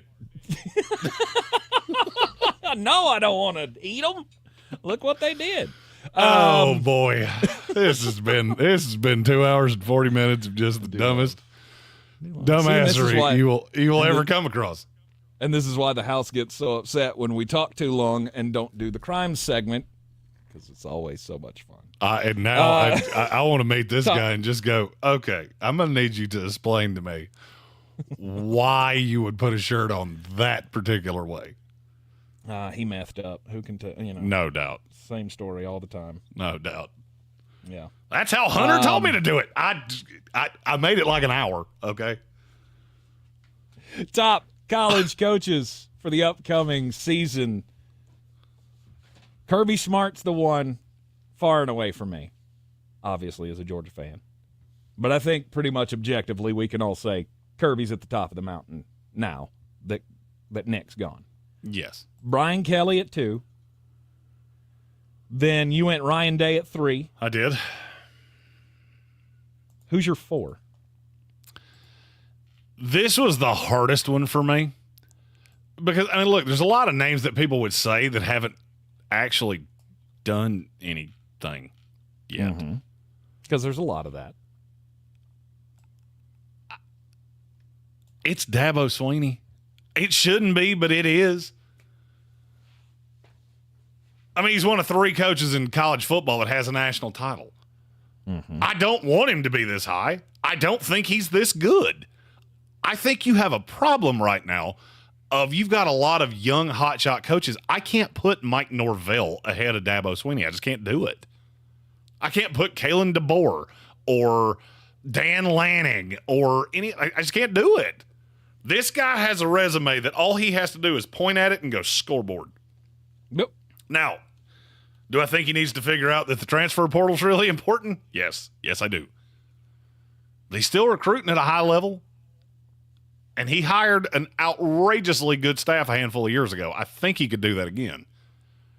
They're in a bit of flux right now, but that's more because Florida State's figuring it out and not as much because of them. But I was going to say, does he have it figured out now? I don't know. Because that's what you wanted to, you wanted to base this partially on who would you hire right now. Dabo is not in my top 5. Dabo wouldn't be in my top 10 of who I would hire. The problem is that for you to give a list that makes any form of sense, where could you possibly put him? I mean, just all right. I pulled the list. I have him at 6. And who's ahead of him? Ryan Day and Mike Norvell. And I guess my argument with Mike Norvell is he's won absolutely nothing. No, but he turned a dumpster fire into something. And nobody has played the transfer portal quite like him. He now has a program that is on the national scale.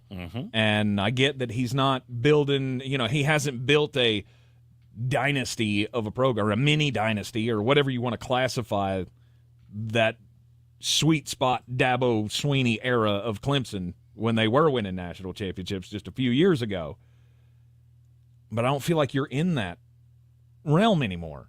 I'm really not sure if you can compete anymore with the schools that do the transfer portal well and do the NIL well, and that's not something that Clemson does.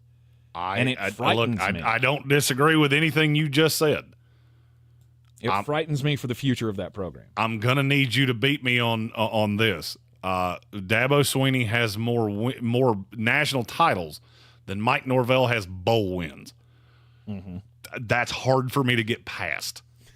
Yeah. And look, I'm a Florida State guy. I would love to put Norvell up there. And if I was hiring a coach, that's who I thought Alabama was going to hire. I was terrified of it. But I can't put him ahead of Dabo. I just can't do it. Yep. All right, and then you said Ryan Day was your 5.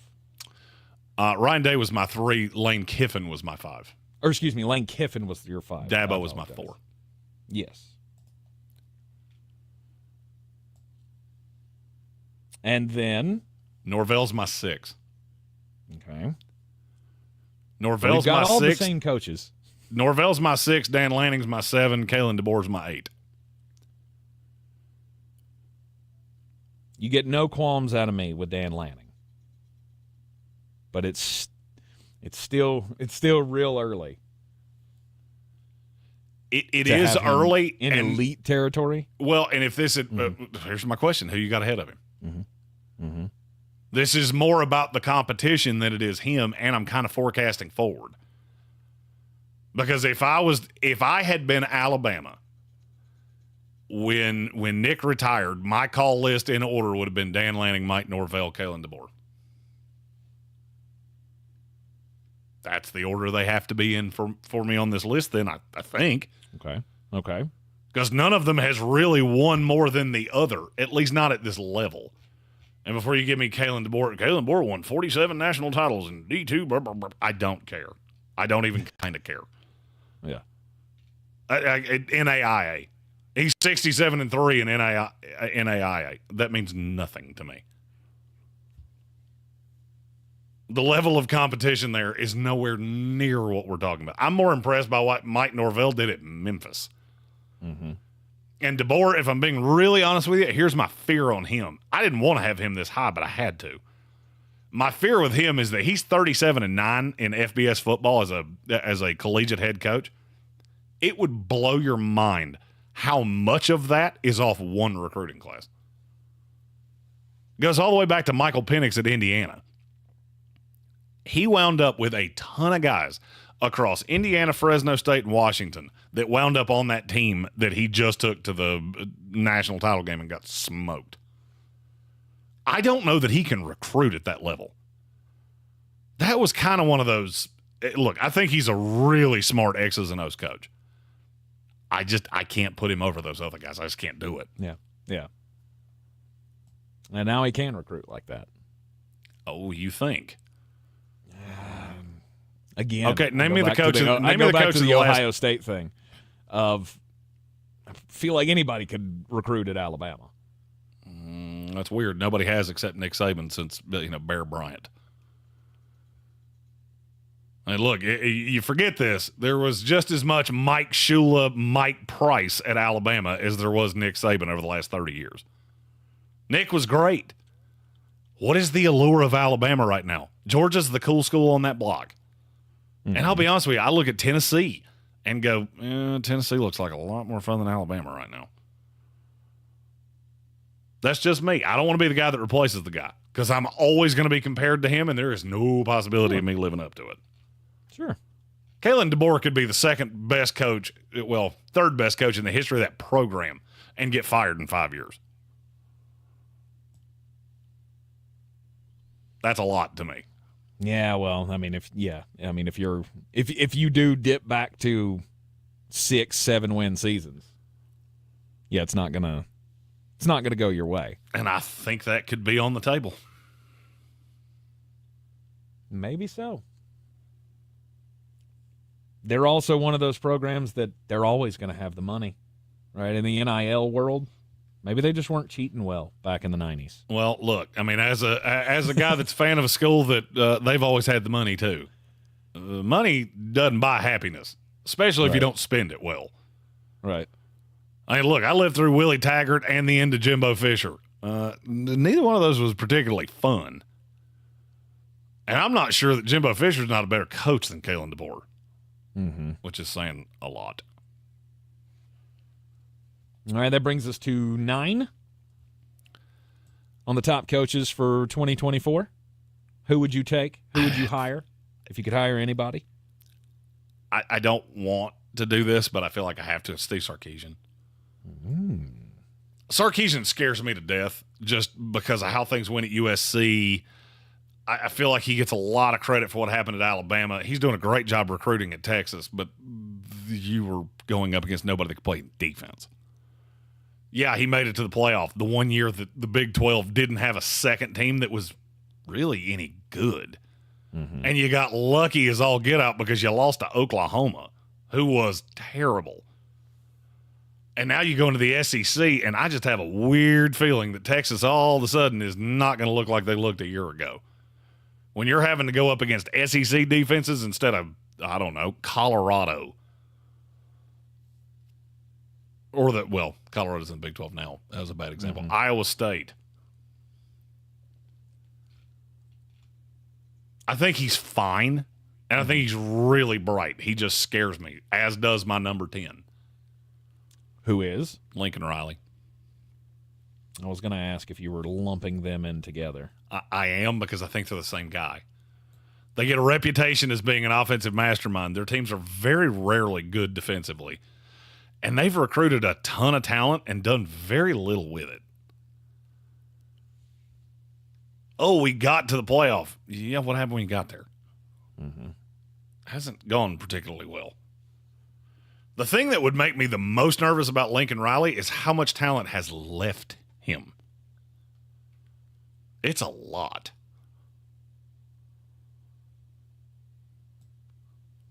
There has been a lot of turnover with his classes. This will be year 3 at USC? Yes. And now the rubber meets the road, right? You're going to have as the years go by, you have your chance to plant your flag with your recruiting classes. You can find recruiting at Oklahoma.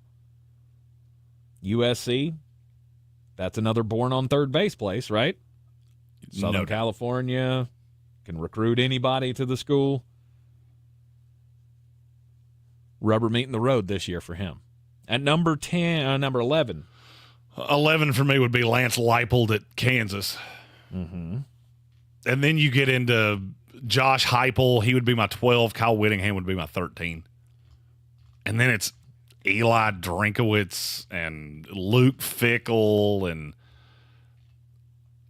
coaching in college Chris football Kleiman? gets Chris Kleiman would be in this tier somewhere. Okay. Marcus Freeman would be in this tier somewhere. Mm-hmm. I think Marcus Freeman's a really good coach.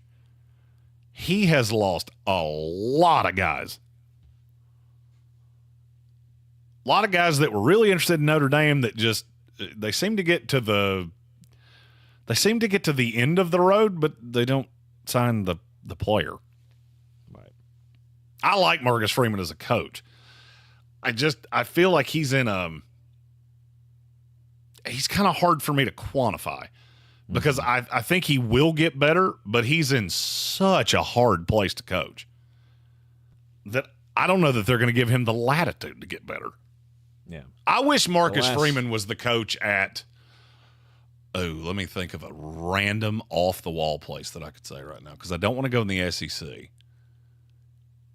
NC State or Georgia Tech. No, that's an awful one. I don't want to do that. Miami. A place like that I think they would really appreciate what he brings. Marcus Freeman is a defensive-first guy. And I'm looking at that offense right now and going, I don't know what that's going to look like.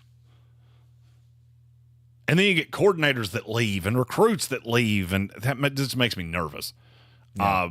Patrick Holt asked me about Dave Doran. He would be somewhere in the backside of this territory.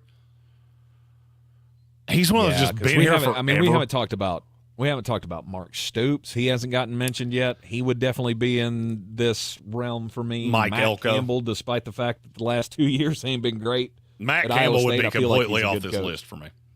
None. No recognition at all. I think he's an NFL coach. I think he missed his opportunity. He should have taken an NFL job because this modern era of college football it doesn't work with what he's doing.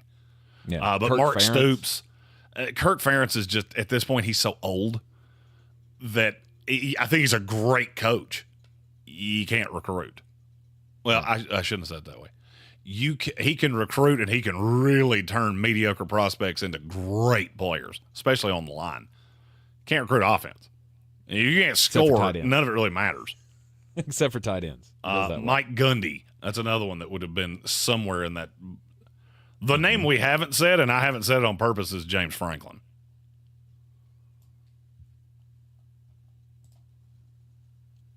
He's so close. Or I want him to be so close. I mean, he's in this group. But he's one that we viewed like for years was definitely like in the top 10 as an up-and-comer. This hasn't happened because you've got too much standing in your way. How long do you get to be an up-and-comer when you don't up-and-come? Yeah. Because that's what – I mean, this is who he's been. I remember him at Vanderbilt. And we were talking about, when he gets the bigger job, he's going to be an elite coach. Is he an elite coach? He's had a ton of talent and won nothing.